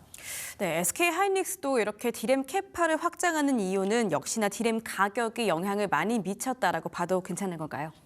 네, 아무래도 앞서 삼성전자와 마찬가지로 범용 디램 부분에서 가격 상승을 SK 하이닉스도 무시하지는 못하는 상황으로 파악이 되고 있습니다. 아무래도 범용 디램의 가격이 연초 대비 적게는 2배, 많게는 4배 이상 오른 상태이다 보니 수익성 측면에서 SK 하이닉스도 대응하지 않을 수 없었다는 게 시장의 분석인데요. 이렇다 보니 하이닉스에서도 범용 디램과 관련된 계획을 전면적으로 재검토하게 됐다는 게 시장의 분석입니다. 실제 해당 계획대로 SK 하이닉스가 내년 범용 디램의 캐파를 확대할 경우 범용 디램 부분에서의 영업이익률이 삼성전자를 크게 웃돌 것으로 예상이 되고 있습니다. 현재까지 증권가에서는 삼성전자가 약 60%의 영업이익률을 기록한다면 SK 하이닉스가 70% 수준의 영업이익률을 기록하겠다는 분석들이 나오고 있는데요. SK 하이닉스 역시 범용 디램의 수용처를 넓히려고 하는 움직임도 나타내고 있는 것으로 파악이 되고 있습니다. 반도체 업계 한 관계자에 따르면 LPDDR5X의 경우에 대해서는 SK 하이닉스가 모바일과 PC를 중심으로 공급해왔고 차량용 비중은 삼성전자와 마이크론, 키옥시아 등이 매우 낮았다면서 최근에는 차량용 비중도 확대하는 방안을 SK 하이닉스 내부에서 검토 중이라고 전해온 상태입니다. 네, 그렇다고 해도 SK 하이닉스 하면 HBM이다 보니까 HBM의 비중을 낮춰가면서까지 생산 비중을 조정하지는 않을 것 같습니다. 시장에서는 어떻게 평가하고 있을까요? 네, 말씀해 주신 것처럼 SK 하이닉스도 현 시점에서는 HBM 생산량을 줄이는 방안에 대해서는 당장 검토를 하지 않을 것 같다라는 평가들이 뒤따르고 있는데요. 아무래도 SK 하이닉스가 내년도 HBM 물량까지 완판 행보가 이어지고 있다는 이야기가 들려오는 것처럼 HBM 생산 능력을 당장 현재 시점에서 줄이기는 쉽지 않을 것이라는 이유이기 때문입니다. 따라서 범용 디램에 집중하는 삼성전자와 달리 SK 하이닉스는 전략적으로는 디램의 수익성을 끌어올리면서도 HBM에 집중한다는 측면에서 상당 부분 다르지 않겠느냐는 분석들도 뒤따르고 있는데요. 이와 관련해서 반도체 업계 한 관계자도 SK 하이닉스의 HBM 영업이익률이 70% 수준으로 알려져 있다면서 내년 범용 디램에서도 이와 비슷한 마진이 나올 것으로 보이지만 적극적으로 반영하는 부분에 대해서는 아직까지 검토 중이다라는 이야기를 전해왔습니다. 네, 현재 SK 하이닉스는 삼성전자와 희비가 엇갈리면서 0.5% 약세 흐름 보여주고 있습니다. 현재 가격 54만 1,000원 선 지나가고 있는 상태입니다. 자, 이어서 세 번째 키워드입니다. KT인데요. KT 차기 대표 선출 작업이 속도가 내면서 내부 출신 6명 그리고 외부 1명으로 구성된 후보 7인의 윤곽이 드러났습니다. 최근에 해킹 사고 여파와 낙하산 논란으로 흔들린 상황에서 내부에서는 KT를 잘 아는 인물이 필요하다라는 목소리가 커지고 있는데요. 하지만 업계 안팎에서는 외부 인사인 주형철 전 청와대 경제보좌관이 위력 후보로 부상하고 있어서 내부 반발과 정치적 부담까지 겹쳐 있다라고 이야기가 나오고 있는 상황입니다. 자, 우선 KT 차기 대표 후보 숏리스트가 어떻게 구성이 되어 있을까요? 네, 우선 통신업계 등에 따르면은 KT 이사 후보 추천위원회는 차기 대표 후보군으로 당초 34명에서 7명으로 압축하고 이를 대상자에게 통보한 것으로 파악이 되고 있습니다. 숏리스트 명단에는 김철수 전 KT 스카이라이프 사장과 김태호 전 서울교통공사 사장, 남규택 전 KT CS 사장, 박윤영 전 KT 기업 부문장, 이현석 KT 커스터머 부문장, 주영철 전 청와대 경제보좌관과 홍원표 전 SK쉴더 대표 등이 포함이 되어 있는 것으로 파악이 되고 있는데요. 숏리스트가 현재 확정된 만큼 KT 이사 후보 추천위원회는 오는 9일, 내일이죠. 2차례의 회의를 진행을 하고 최종 면접 대상자를 3인에서 4인으로 압축하고 공개할 예정으로 알려져 있습니다. 최종 후보는 오는 16일 확정되는 것으로 파악이 되고 있는데요.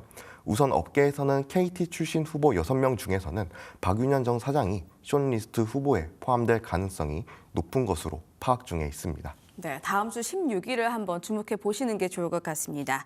자, 6명의 내부 출신자 그리고 1명의 외부 인사보다 보니까 이 1명의 눈이 쏠릴 수밖에 없는 것 같은데요. 업계에서는 1명의 외부 인사에 대해서 어떻게 평가하고 있을까요? 네, 우선 말씀해 주신 것처럼 이번에 숏리스트가 표면적으로는 KT 출신이 6명, 다수가 차지하고 있는 내부 중심의 구도이지만 업계 안팎에서는 주영철 전 보좌관이 가장 유력한 후보가 아니냐는 이야기가 나오고 있습니다. 아무래도 그가 SK텔레콤과 SK커뮤니케이션즈 등을 경력을 시작해 문재인 정부에서 청와대 경제보좌관과 경기연구원장, 이재명 대통령, 현재 대통령인 캠프에서 정책본부 부분본부장을 지내면서 기술과 정책 부분에서 이해도가 높은 인물로 평가를 받고 있기 때문인데요. 현재 통신과 인공지능 규제 환경이 복잡하게 얽혀있는 상황에서 정책 조율 능력과 대정부 네트워크가 필요하다는 점에서도 이사회에서 그에 대한 강점이 작용한 것으로 분석이 되고 있습니다. 다만 외부 인사이다 보니 아무래도 낙하산 인사가 아니냐라는 비판에서만큼은 자유롭지 않은 것으로 파악이 되고 있는데요. 실제 주 전 보좌관 같은 경우에는 SK컴즈 대표 시절에 대규모 개인정보 유출 사고도 경험한 정력이 있는 데다가 전 현직 정권과의 연계 등으로 내부 요인이 반발에 부딪히고 있는 것으로 파악이 되고 있습니다. 특히 직전 대표인, 현재 대표인 김영선 대표 체제에서는 외부 출신의 경영진에 대한 한계를 경험한 KT 조직 분위기가 또다시 내부 인사로 악화되는 것이 아니냐라는 거부감도 있는 것으로 파악되고 있는 상태입니다. 네, 말씀 주셨던 것 같이 낙하산 인사 우려가 줄곧 이어졌었던 과거를 생각해 본다면 내부 출신에 조금 더 무게가 쏠릴 것 같은데요. 이 내부 인사에 대한 평가는 어떨까요? 네, 말씀해 주신 것처럼 내부 안정화 차원에서 차기 리더가 내부 출신 인원이 되어야 되지 않느냐는 이야기가 존재하는데요. 이와 관련해서 현재 내부 출신 인사들에 대한 강점들도 분명하게 존재한다는 게 업계의 평가입니다. KT가 AI 인프라 기업으로 전환을 공식화한 시점에서 주파수 정책과 AI 데이터 센터 구축 그리고 규제 대응 부분에서 대외 환경 변화가 크기 때문에 정부와의 즉 현재 주영철 전 보좌관이 더 적합하지 않느냐라는 이야기도 나오고 있습니다. 다만 해킹 사고 이후의 신뢰 회복이 중요한 과제로 떠오른 점을 평가한다면 내부 안정형 리더가 필요하다는 주장이 힘을 받고 있는 상태입니다. 이런 측면에서 주 전 보좌관 후보자를 제외하고는 내부 출신의 후보자들 역시 각기 장점이 뽑히고 있는데요. 현재 유력 후보로 거론되고 있는 박윤영 전 부부장 같은 경우에는 B2B 사업에서 기반을 갖춘 내부 전문가로 꼽히고 있습니다. 특히 과거 2차례 최종 후보군에 올렸던 만큼 박 후보군 같은 경우에는 유력한 후보로 부상이 되어 있는 상태인데요. 이 외에도 이현석 부문장 같은 경우에는 아이폰 국내 첫 출시와 5G 상용화를 주도한 무선 단말 전문가로 평가를 받고 있으며 최근에도 높은 내부 신인도가 높은 것으로 파악이 되고 있습니다. 또한 김태호 전 사장 역시 KT IT 기획실장 출신으로 민간과 공공을 넘나들며 경영 경험이 있다는 점에서 강점이 꼽히는 상태입니다. 네, 결국 후보자에 대해서는 회사 내부 분위기가 중요한 듯 싶습니다. 지금 회사 분위기가 어떻게 가고 있을까요? 네, 회사 분위기만 놓고 봤을 때는 후보군뿐만 아니라 절차상으로 이사회에도 다소 신뢰가 훼손된 것으로 파악이 되고 있습니다. 이와 관련해서 현재 2노조인 KT 새노조에서는 성명서를 발표를 하면서 절차적 투명성을 문제를 삼고 있는데요. 공식적으로 KT가 발표하기 이전에 KT 차기 대표 후보자 명단이 언론을 통해 미디어를 통해 유출된 점을 지적하면서 이사회가 후보자 명단과 추천 경로를 명확하게 공개할 필요성이 있다라고 주장하고 있는 상태입니다. 특히 노조에서는 일부 후보의 과거 이력과 관련해서도 우려를 함께 제기한 상태인데요. 이사회가 전문성과 경영 적합성을 중심으로 평가 기준을 공정하게 명확하게 설명해야 된다는 이야기도 내놓고 있는 상태입니다. 이와 같은 주장은 현재 새노조뿐만 아니라 기존 노조에서도 이어지고 있는 것으로 파악이 되고 있는데요. 기존 노조 역시 외부 출신 경영진 선임에 대해서는 조직 내 우려가 존재한다는 점을 언급하면서 내부 인사의 안전적인 리더십이 기대된다는 입장을 표현한 상태입니다. 이처럼 KT의 차기 대표이사 후보에게는 현재 해킹 사태로 훼손된 브랜드 신뢰를 회복하는 동시에 AI와 AI 데이터 센터 중심으로의 신성장 전략을 정립해야 하는 한편 내부 갈등과 내부 경영 안정성을 조정해야 한다는 과제를 동시에 주어졌다라는 평가들이 나오고 있는 상태입니다. 네, 어떤 후보자가 결정되던 신뢰감 회복이 주 과제가 될 듯 싶습니다. 이렇게 세 번째 키워드 KT부터 짚어봤고요. KT는 현재 52,300원 선 터치하면서 1%대의 약세 흐름 보여주고 있는 상황입니다. 자, 이렇게 세 번째 키워드 짚어봤고요. 오늘 이 시간 보도국 이태훈 기자와 함께했습니다. 말씀 감사했습니다.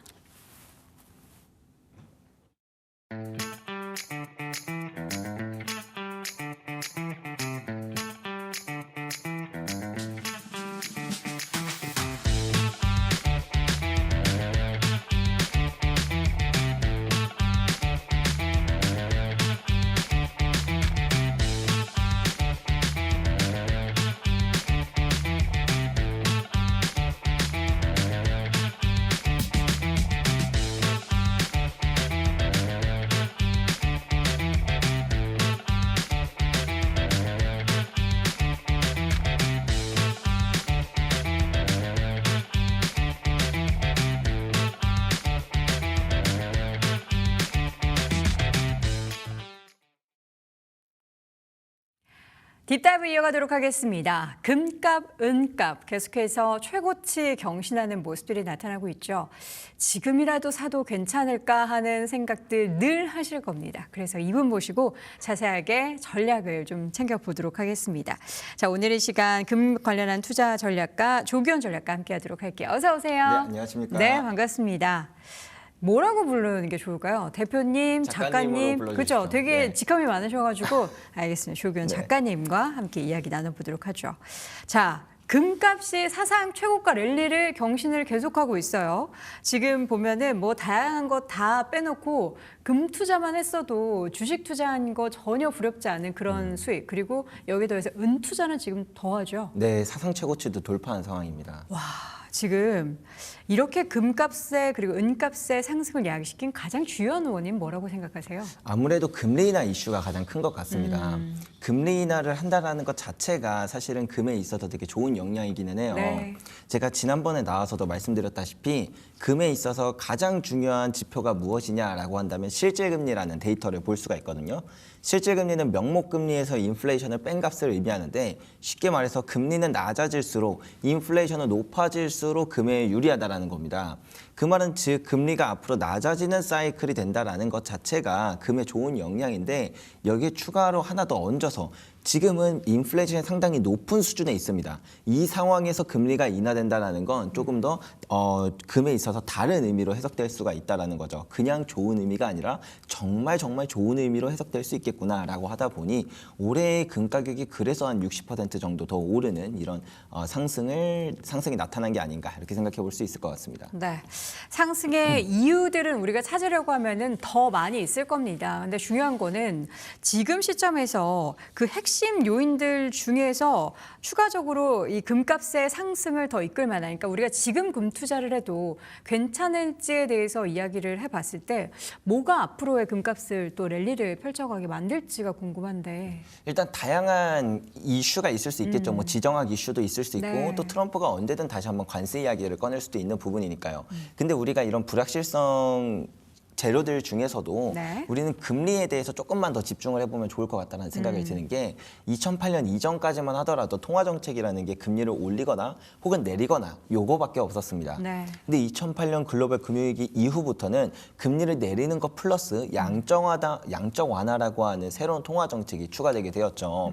그렇다 보니까 요즘에 금리가 인하될 거라는 기대감이 생기면 사람들이 되게 크게 반응하면서 금 가격이 원래 올랐어야 될 포인트보다 훨씬 더 높게 반응을 하거나 혹은 금리 인하에 대한 기대감이 조금 함축될 때는 그것에 대한 이제 반작용으로 조정이 되게 크게 나오는 이런 모습이 나옵니다.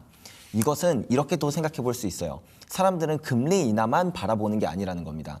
금리 인하가 시작된다라고 한다면 이제 QE 그러니까 양적 완화로 돈을 무제한으로 푸는 그런 일들이 벌어지겠구나라고까지 사람들이 생각을 하면서 앞으로도 금리 인하에 대한 그런 기대감이 커지면 커질수록 금 가격 상승이 되게 가파라질 것이고 반대로 금리 인하에 대한 기대감이 한번 좀 꺾이는 시기가 온다라고 한다면 그 조정도 상당히 클 수 있겠다. 즉 금에 대한 변동성이 앞으로는 되게 커지겠다. 이렇게 이해해 보면 좋을 것 같습니다. 네. 금 투자의 우호적인 환경이 계속해서 마련되고 있습니다. 지금 이번 주에 만약에 그럼 금리 인하를 진짜 딱 단행을 하고 나면은 이게 미리 선반영됐을지 아니면은 더 금 가격에 있어서 랠리를 펼쳐나가게 될지 어느 쪽을 좀 보십니까? 사실 이게 맞추는 게 이게 신의 영역이긴 하죠. 네. 일단 가격 자체만 보면은 이미 반영이 되어 있다. 이렇게 저는 일부 볼 수 있을 것 반영이 같습니다. 됐다. 네, 일단은 금리 인하에 대한 기대감은 반영이 되어 있는데 12월 FOMC에서는 이제 점도표도 공개가 되지 않습니까? 그리고 이제 기자회견 때 어떤 이제 양적 완화나 그런 전체적인 완화적인 환경에 대한 분위기를 어떻게 가져갈지에 대한 그런 힌트가 나올 것으로 시장 참여자들은 기대를 하고 있는데 만약에 그런 점도표나 아니면 이제 기자회견에서 앞으로 좀 더 완화적인 스탠스를 취하겠다라는 발언이 나온다라고 한다면 이번 금리 인하 플러스 추가적인 금 가격의 상승을 더욱더 야기시킬 것이고 만약에 그냥 딱 금리 인하만 한다 여기서 끝나는 수준으로 멈춘다라고 한다면 오히려 시장에서는 그동안 기대했던 거에 비해 조금 실망감을 가지면서 금 가격 조정이 나타날 수도 있겠다. 그래서 결론적으로는 금리 인하는 뭐 기정사실이고 그것에 대한 어떤 가격 반영도 충분히 되어 있으나 여기서 추가적인 호재가 생기는 경우를 제외하면 네. 약간의 조정이 있을 수도 있겠다. 이렇게 바라보게 되는 것 같습니다. 네. 글로벌 중앙은행의 금의 보유 확대 움직임은 계속해서 지금 이어지고 있는 거죠. 얼마나 더 금을 쟁이게 될지는 모르겠는데 중국도 그렇고 미국도 그렇고 금을 쟁이는 게 지금까지도 계속 이어지고 있잖아요. 그럼 향후에도 그런 주요국의 중앙은행이나 정부에서는 금쟁이기를 계속 이어나갈까요? 아무래도 이 금이라는 자산이 지금은 되게 필수적인 자산으로 떠오르고 있습니다. 왜냐하면 첫 번째로 미국 국채에 대한 신뢰와 그다음에 가치가 많이 떨어지고 있다는 점인데요. 한마디로 말해서 미국 국채를 사서 내가 10년, 20년 뒤에 원금과 이자를 받아봤자 10년, 20년 뒤에 달러의 가치는 지금보다 훨씬 더 떨어질 것이라는 그런 시장의 두려움이 늘 잔재해 있는 상황이죠. 그리고 그 두려움이라는 게 막연한 두려움이 아니라 실질적으로 뭐 미국의 부채 수준이라던가 아니면 이자 수준이라던가 그다음에 이제 재정 적자 이런 모든 것들을 보면 충분히 그런 이제 달러 가치가 급격하게 하락할 수 있는 그런 시기들이 다가오고 있다. 이런 것들이 느껴지다 보니까 각국의 중앙은행들은 미국 국채를 보유하는 것보단 차라리 금을 보유하는 게 더 낫겠다라고 생각할 수 있는 포인트가 되겠고요. 그리고 앞으로 지금도 그렇지만 지정학적 문제는 더욱더 커져가는 모습으로 나타나고 있습니다. 탈세계화로 가고 있고요. 보호무역주의로 가고 있고요. 그리고 이런 지정학적 문제가 생겨남에 따라 각국의 중앙은행들은 달러를 보유한다라고 한다면 특정한 상황에서 오히려 달러가 동결당할 수도 있다는 그런 두려움이 잔재해 있다 보니까 지금처럼 금이 전력적 자산으로 계속 부상하면서 각국의 중앙은행들은 보유한 그 외환보유고에서 차지하는 그 금의 비중을 앞으로도 계속 늘려나갈 것이다. 이제 지금도 많이 늘렸다라고는 하나 네. 전체 비중에서 금이 차지하는 비중이 많이 낮습니다. 아직까지도. 근데 최근에 이제 미국 국채를 추월하기 시작했거든요. 네. 네, 이런 모습 자체가 앞으로 금에 대한 그 매입 추세가 여전히 유효하고 지속될 것이다. 그리고 그게 어쩌면 점점 갈수록 가파라지지 않을까라고까지도 바라보게 되는 포인트인 것 같습니다. 네. 중앙은행의 계속된 금 비축에 대한 수요는 금값 금값을 상승시키는데 좀 자극시킬 만한 요인 중에 가장 큰 요인 중에 하나로 꼽히고 있습니다.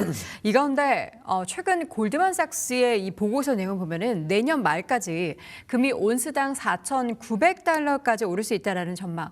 지금 4,000달러를 넘어섰기 때문에 사실 4,900달러는 내년 말이 아니고 내년 초에도 가능한 숫자인 것 같다라는 생각이 드네요. 실제로 그 4,900불이면은 지금 가격으로부터 한 15% 정도 상승한 수준이거든요. 그러게요. 근데 올해 상승률이 한 60%, 그리고 작년에도 한 40% 정도의 상승을 할 만큼 네. 최근에 금에 대한 분위기는 되게 뜨겁습니다. 그렇기 때문에 말씀해 주셨던 것처럼 만약에 상승 트리거만 생긴다라고 한다면 4,900불은 내년 상반기에도 충분히 도달할 가능성이 높다라고 보여지는 포인트고요. 금리 인하 이슈가 계속적으로 이렇게 반복됨에 따라 여기서 좋은 트리거 하나만 나온다라고 한다면 이제 금 가격이 4,900불은 금방 도달할 수도 있겠다 이렇게 바라보게 되는 포인트인 것 같습니다. 금방 간다라는 것의 기준이 이제 4,900이면은 우리 작가님께서는 금값이 내년도에 4,900 이상까지도 좀 노려볼 수 있다라고 생각하시나요? 실제로 내년은 이제 오히려 금이 올해도 되게 뜨거웠고 작년에도 뜨거웠지만 더 뜨거울 수도 있는 한 해가 될 수 있다고 저는 생각을 합니다. 왜냐하면 첫 번째로 중앙은행들의 금 매입이 계속해서 늘어난다라는 점은 시장에서 금에 대한 유통량이 점점 줄어든다라는 뜻입니다.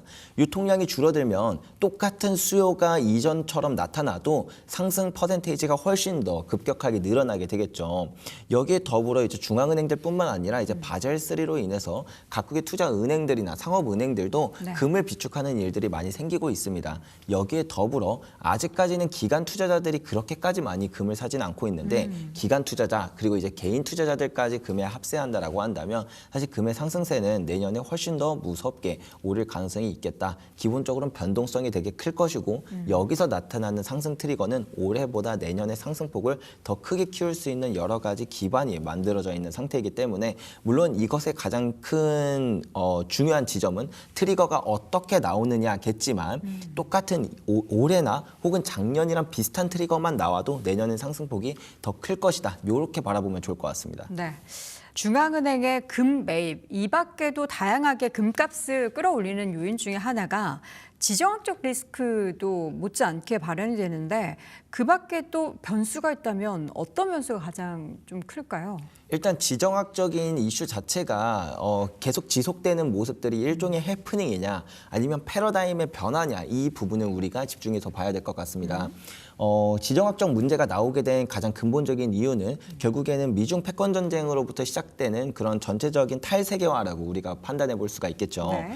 그럼 탈세계화는 언제부터 진행됐는가? 트럼프 때문에 탈세계화가 만들어진 거냐라고 하면 트럼프가 기름을 부은 것뿐이지 사실 2008년부터 탈세계화로 가는 흐름이었거든요. 네. 그렇다라고 한다면 앞으로 이런 지정학적 문제가 더욱더 지속될 수 있음은 우리가 충분히 유추해 볼 수 있을 것 같고요. 이거 외에 또 다른 변수라고 한다면 이제 금의 공급적인 측면이라고 저는 생각을 합니다.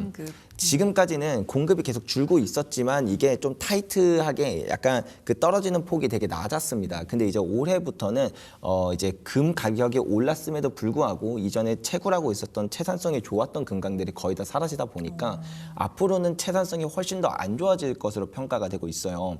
금 가격이 올랐으면 이제 채굴을 늘리려고 하는 기업들이 실제로 그 채굴이 나오는 건 10년 뒤이기 때문에 아직 금 가격이 올랐다고 하더라도 채산성이 늘어나기는 되게 어려운 구조다. 근데 여기에 그래도 지난 한 2, 3년 동안은 되게 괜찮았던 이유가 ESG 했던 게 요즘에 말이 싹 들어갔죠. 네, 트럼프도 파리기후 협약을 탈퇴하면서 어떤 이 ESG에 대한 전체적인 분위기 자체가 예전과 많이 달라졌다라고 느끼는데 이런 것들은 약간 반복적으로 나타난다는 거 알 수 있습니다. 세계가 기후에 조금 관심을 갖는 시기가 있노라 하면 또 때로는 그냥 산업에 좀 더 관심을 갖는 시기가 있고 이렇게 돌아가는 그런 패턴이 나오는데 지금은 오히려 좀 이제 기후보다는 산업 쪽에 집중하는 모습이 나타나고 있고 이게 조금만 변화를 하더라도 그게 이제 그 대표적으로 금광 기업들은 약간 반환경적인 기업에 가깝습니다. 그렇다 보니 이제 규제를 많이 받고 그걸로 인해서 생산량이 더 떨어진다라고 한다면 그게 금 가격을 더 무섭게 끌어올리는 그런 요소가 될 잠재적 모멘텀도 남아 있다. 이렇게 생각해 보시면 좋을 것 같아요. 네. 우리가 이제 보통 가격에 있어서의 결정은 수요가 늘어나는데 공급이 줄어들면 자연스럽게 가격이 올라가죠. 우리가 이전에도 계속해서 그 뭐 중앙은행의 금매입 그리고 뭐 중국과 인도에서 계속해서 금 수요가 폭발적으로 늘어나고 있는 것들뿐만 아니라 결국에는 생산하는 데 있어서 너무나 제한이 있기 때문에 그리고 그때 당시에는 채굴에 들어가는 비용이 또 많아져가지고 금 가격도 올라가고 하는데 말씀 주셨던 공급의 제약이 향후 10년 가까이 이어진다라고 한다면 이거는 수요는 계속해서 늘어나고 공급은 계속 플랫해지는 가격은 오를 수밖에 없는 구조네요. 네, 그런 구조가 이미 금 시장에 만들어졌고 네. 그렇다 보니까 요즘에 금도 금인데 은이 이런 상황이 좀 더 심각합니다. 은 얘기 딱 하려고 했는데 네. 은이 얼마나 심각한 거죠? 은이 얼마나 심각하냐면 일단 수요 자체가 매년 사상 최고치를 돌파하고 있는 흐름인데 네. 공급은 금과 함께 같이 떨어지고 있거든요. 그렇다 보니까 요즘에 되게 특이한 현상이 나타났는데 올해 11월에는 그 이제 선물 계약이다 보니까 2월, 4월, 6월, 8월, 그다음에 12월 이때가 이제 인도월이거든요. 그러니까 한마디로 나 실물로 갖고 싶습니다. 이렇게 요청을 할 수 있는 달이에요. 그런데 11월은 인도월도 아님에도 불구하고 거의 7천만 계약이 넘는 그 정도의 은 인도 요청이 나왔었습니다. 이 말은 무슨 말이냐면 사실은 11월에는 인도 요청을 할 이유가 없어요. 인도 요청을 하면 이제 증거금도 100%로 채워 넣어야 되니까 돈이 사실상 묶입니다. 아마도 제가 생각했을 때 지금 전 세계 중앙은행, 전 세계 이제 금 거래소들을 보면 은에 대한 실물 인출량이 되게 빠르게 증가하고 있고 재고가 빠르게 감소하는 모습이 나타나고 있습니다. 아마도 이제 은에서부터 나타나고 금도 비슷한 현상이 종종 나타나는데 네. 이제는 실물이 정말 귀해지는 그런 이제 실물 전쟁이 시작되는 그런 서막이 열린 게 아닌가 이런 생각이 들 만큼 요즘에 실물에 대한 그런 수요가 빠르게 증가하고 있다. 아마도 이런 게 더욱 더 가속화된다라고 한다면 우리나라에서 나타났던 김치 프리미엄 같은 일처럼 이제 전 세계적으로 글로벌적으로 공급 쇼티지가 일어날 수 있지 않겠는가 이제 이런 이야기들도 이제 해외에서 많이 나타나고 있습니다. 은값 얘기는 저희가 금값 다 정리하고 조금 있다가 한번 풀어보도록 하죠. 은값 관련해서 우리 작가님이 또 들어오시기 전에 너무 놀라운 얘기를 해가지고요. 이 얘기를 오늘 꼭 담아드리고 싶습니다.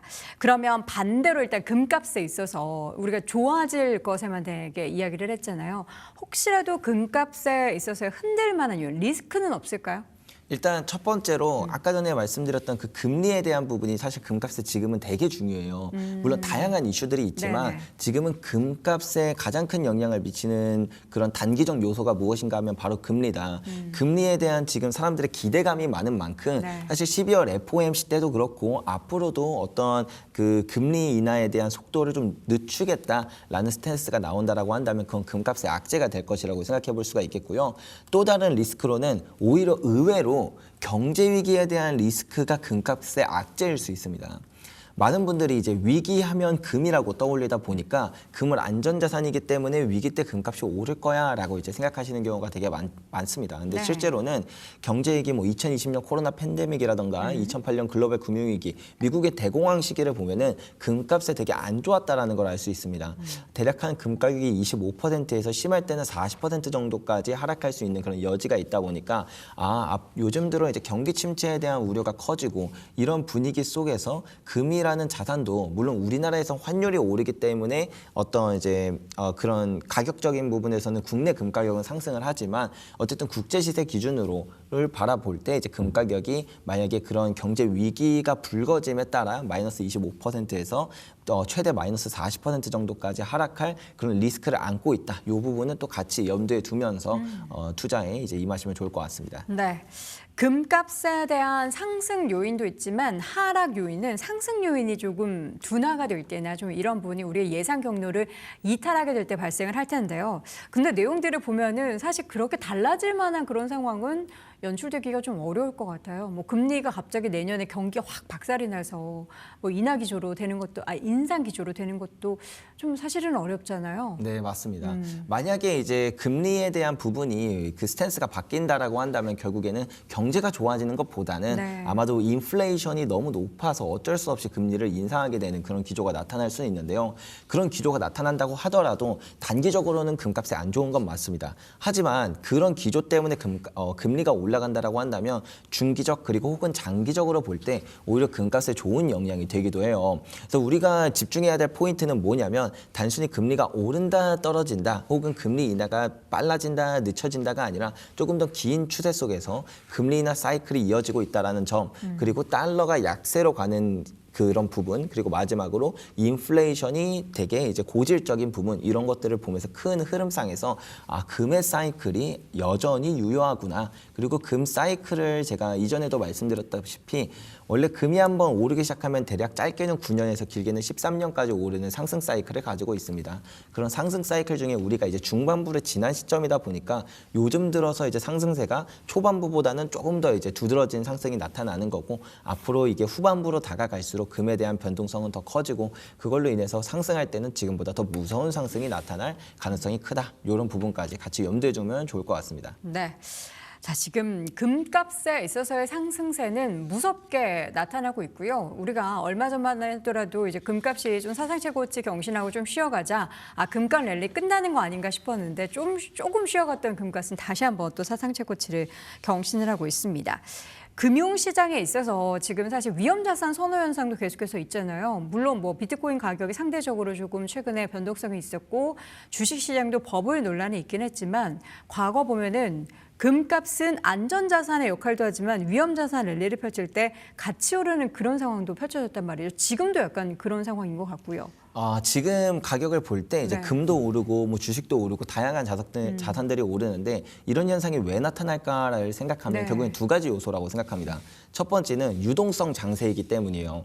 유동성 장세라는 건 무슨 의미냐면 중앙은행의 통화 정책이 시장 전체에 미치는 영향이 워낙 크다 보니까 금리 인상에 대한 이야기 혹은 금리 인하가 늦춰질 거라는 그런 이야기가 시장 전체의 가격을 다 같이 움직이는 겁니다. 다 같이 내리거나 혹은 금리 인하에 대한 기대감이 커지면 모든 시장 자체가 다 같이 올라버리는 이런 현상이 나오는 걸 바로 유동성 장세라고 하는데 지금은 그런 유동성 장세이기 때문에 금이나 주식이나 좀 비슷한 흐름이 종종 나타나는 게 바로 이런 이유다라고 볼 수가 있겠고요. 그리고 두 번째는 결과적으로는 화폐 가치가 너무 빠르게 떨어지는 시기이기 때문이라고 생각을 합니다.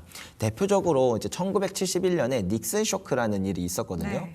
당시에는 이제 근본이제라고 해서 이제 달러를 가지고 가면 금으로 교환해 주던 시기였습니다.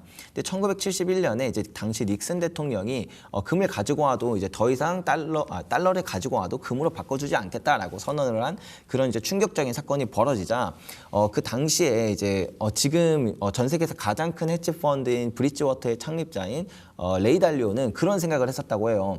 와, 이거 정말 충격적이다. 내일 주식시장 폭락하는 거 아니야? 라고 생각을 했는데 실제로 주식시장이 열렸더니 주식시장이 폭등을 하고 있더라는 겁니다.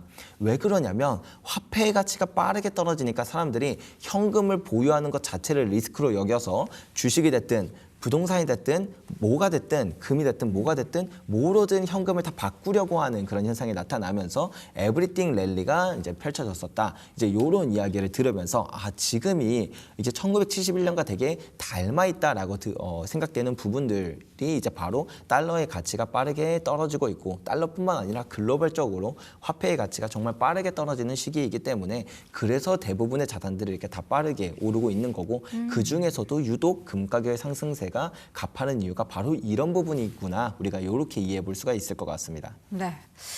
반면에 만약에 채권 쪽이나 주식 쪽에 있어서의 배당 수익이 나는 조금 더 안전자산으로 좋겠다 하는 투자자들이 좀 늘어나면은 금 투자가 좀 외면받을 수 있지 않을까라는 생각도 하실 수 있을 것 같아요. 금 투자의 매력도와 이런 채권, 주식 쪽에 있어서의 배당의 매력에 뭔가 이거 상대적인 비교를 어떻게 좀 하시면서 시장 바라보시나요? 일단 여기서 중요한 포인트는 금리 혹은 배당을 얼마나 주느냐보다 그 주는 양이 과연 인플레이션보다 충분히 매력적인가가 저는 핵심이라고 생각을 해요.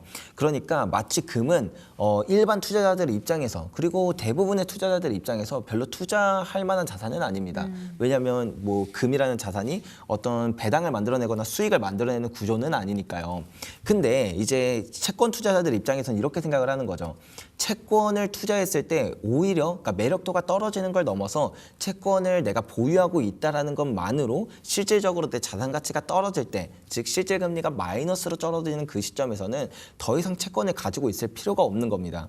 그러니까 그거에 대안이 되는 자산은 실물 자산이고 실물 자산 중에서도 5,000년이라는 시간 동안 가치가 변하지 않았던 금이 가장 각광을 받게 된다라는 게 이제 역사적으로 계속 반복됐던 패턴이죠. 즉 우리가 주목해야 될 포인트는 배당을 몇 프로 주느냐 혹은 이자를 몇 프로 주느냐가 아니라 그것보다 인플레이션이 앞으로 어떻게 이어질 것이며 그 인플레이션과 비교해서 채권이라는 그 금리 자체가 매력적인 것인가 혹은 그렇지 않을 것인가를 같이 판단해 봐야 될 문제라고 생각을 합니다. 근데 앞으로 이제 인플레이션에 대한 이야기를 좀 드리자면 인플레이션은 지금도 상당히 높은 수준이지만 여기서 잘 떨어지지 않고 이제 뭔가 트리거만 터지면 다시 한번 치솟을 것 같은 그런 위험한 분위기가 나타나는 이유가 바로 이제 결국에는 이 화폐의 가치가 빠르게 떨어지는 부분입니다. 돈이 너무 많이 풀린 것도 맞고요. 그렇게 많이 풀린 이제 미국으로 예를 들면 미국의 국채를 다른 국가들이 이제 사줄 여력이 별로 없기 때문입니다. 네.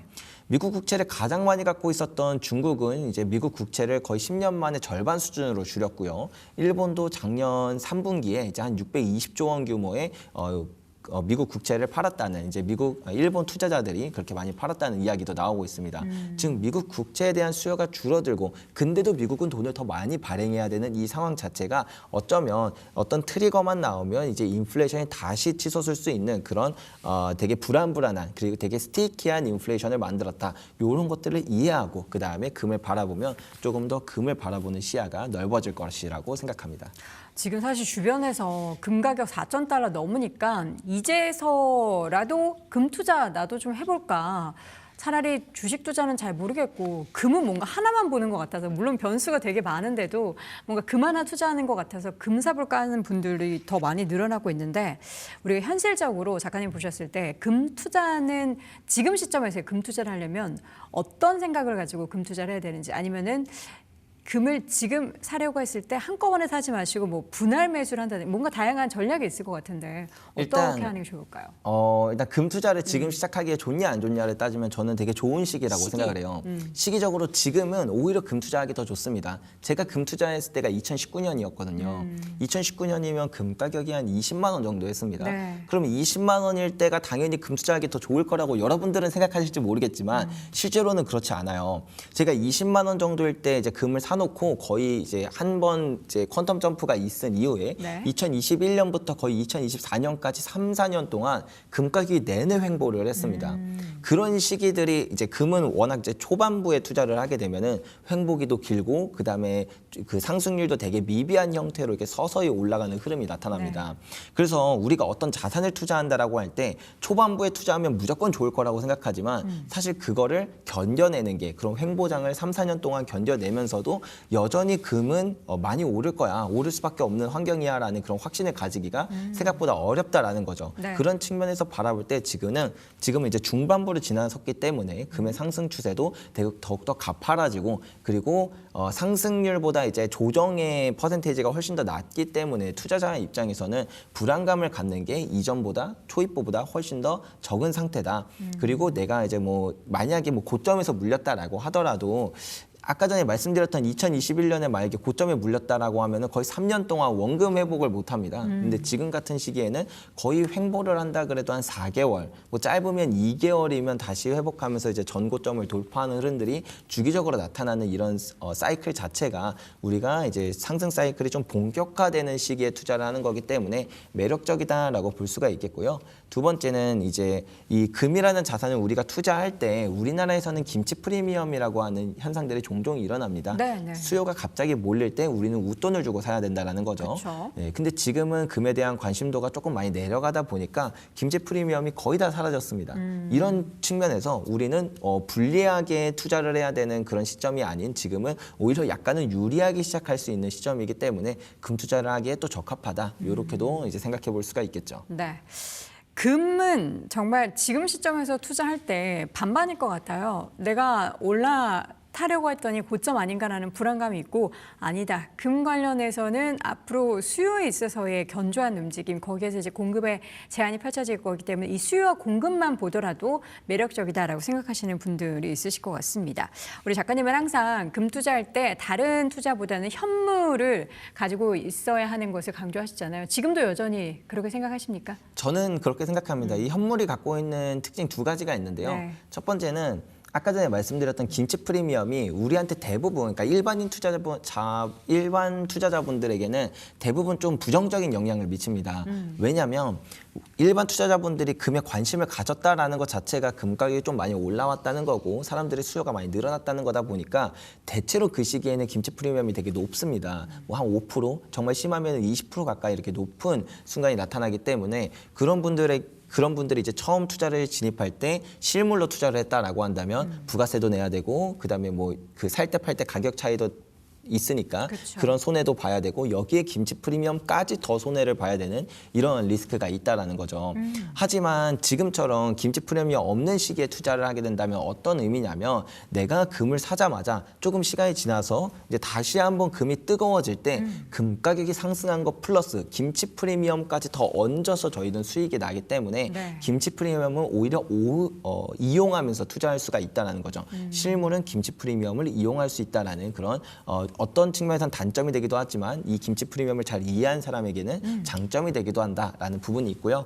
또 하나는 금이라는 자산 자체가 통제를 받지 않기 때문에 매력적인 자산입니다. 네. 그래서 각국의 중앙은행들도 이제 미국의 그런 스위프트 제재라든가 이런 경제적 제재로부터 좀 자유롭고 싶고 그렇게 이제 좀 더 안정적인 포트폴리오를 구성하기 위해서 금을 샀습니다. 마찬가지로 개인이나 기관들도 그런 측면에서 금은 통제로부터 자유롭기 때문에 매력적인 자산인데 통제로부터 자유로운 자산을 어떤 기관이나 기업의 이제 통제하에 있는 형태로 보관한다라는 건 약간 그 본질적인 투자의 의미랑 조금 멀어진다라고 저는 개인적으로는 생각을 해서 저는 조금 더 이제 본질적인 투자 그런 걸로 바라보려고 실물을 샀고요. 무엇보다 실물을 사면은 이제 볼 때 기분이 좋습니다.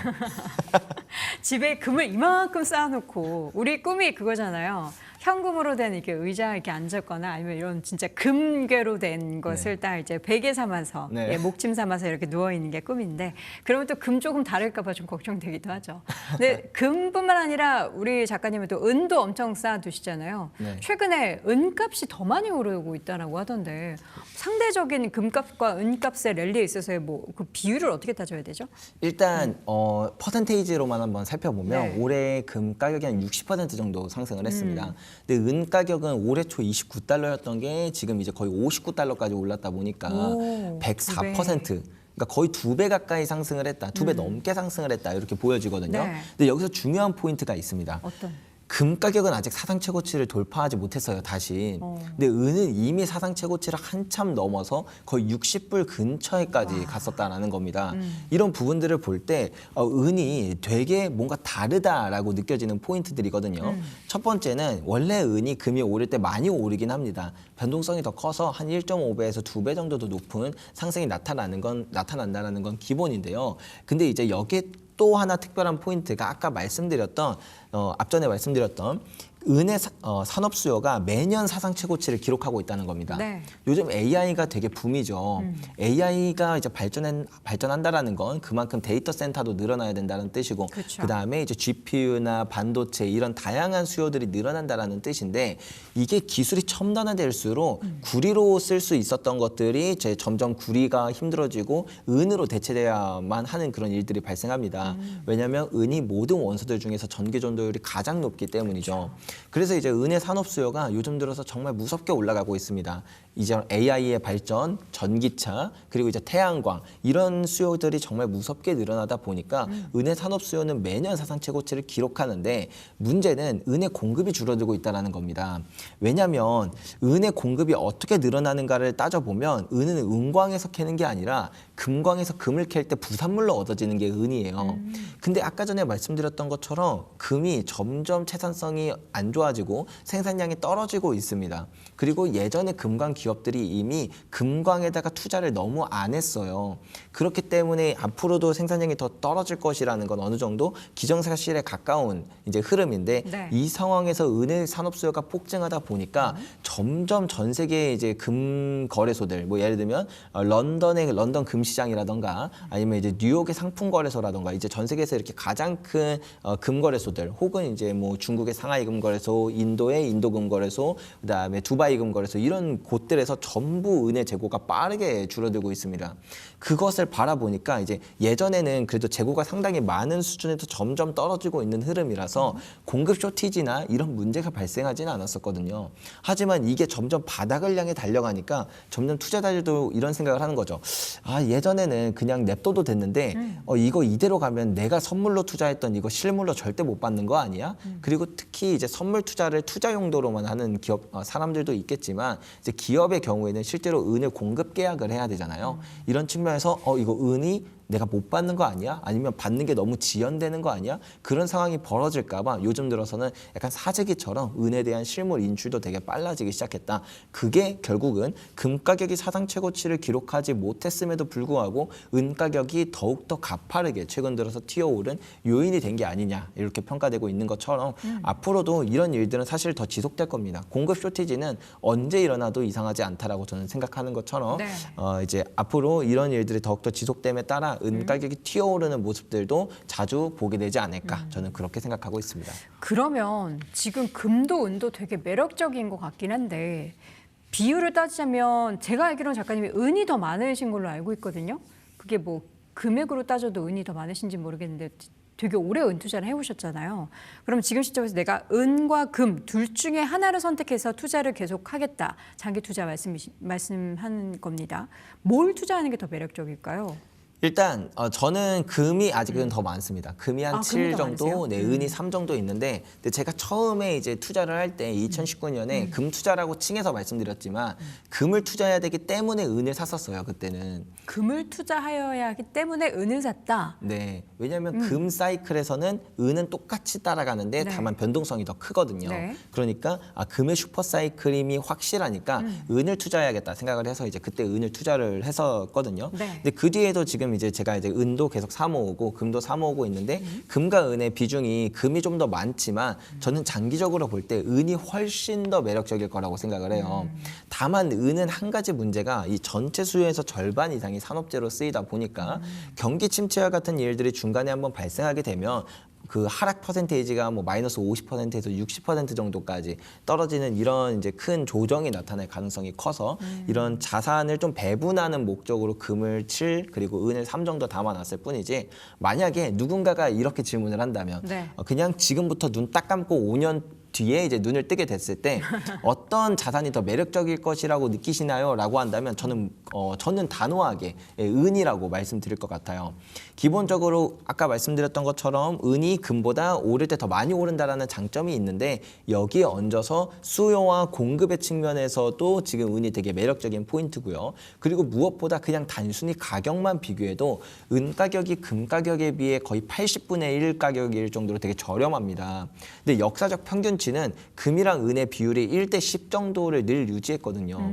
실제로 지구상에 있는 금과 은의 총량이나 매장량 같은 걸 비교해도 1대10 정도 됩니다. 네. 그래서 적절한 비율이라고 한다면 역사적 평균치인 당연히 1대10이 이제 적절한 비율일 거라고 저도 생각을 하는데 그거와 비교해서 지금 은이 너무나도 저평가되었다. 근데 최근에 금이 각광받음에 따라 아마 은에 대한 투자자들의 인식도 변화하게 될 거고 여기에 산업 수요, 그다음에 공급 그리고 이제 원래 상승 사이클에서 금보다 은이 더 많이 오르는 거 이 모든 것들을 종합해 보면 은이 훨씬 더 매력적인 자산이 되지 않을까 이번 사이클에서 저는 그렇게 생각하고 있습니다. 지금 시점에서 그러면 금과 은 투자 둘 다를 고려하고 계신 분들은 이제 금 비율보다는 은 비율을 더 높게 잡고 투자하는 게 좋겠네요. 향후 5년을 본다면. 그렇죠. 정말 길게 본다면 그런데 이제 아무래도 은이 변동성이 더 크다 보니까 처음에 스타트는 금으로 하시는 걸 저는 추천을 드려요. 네. 왜냐하면 이 변동성이 높은 자산을 가지고 있게 되면 아무리 실물이라고 하더라도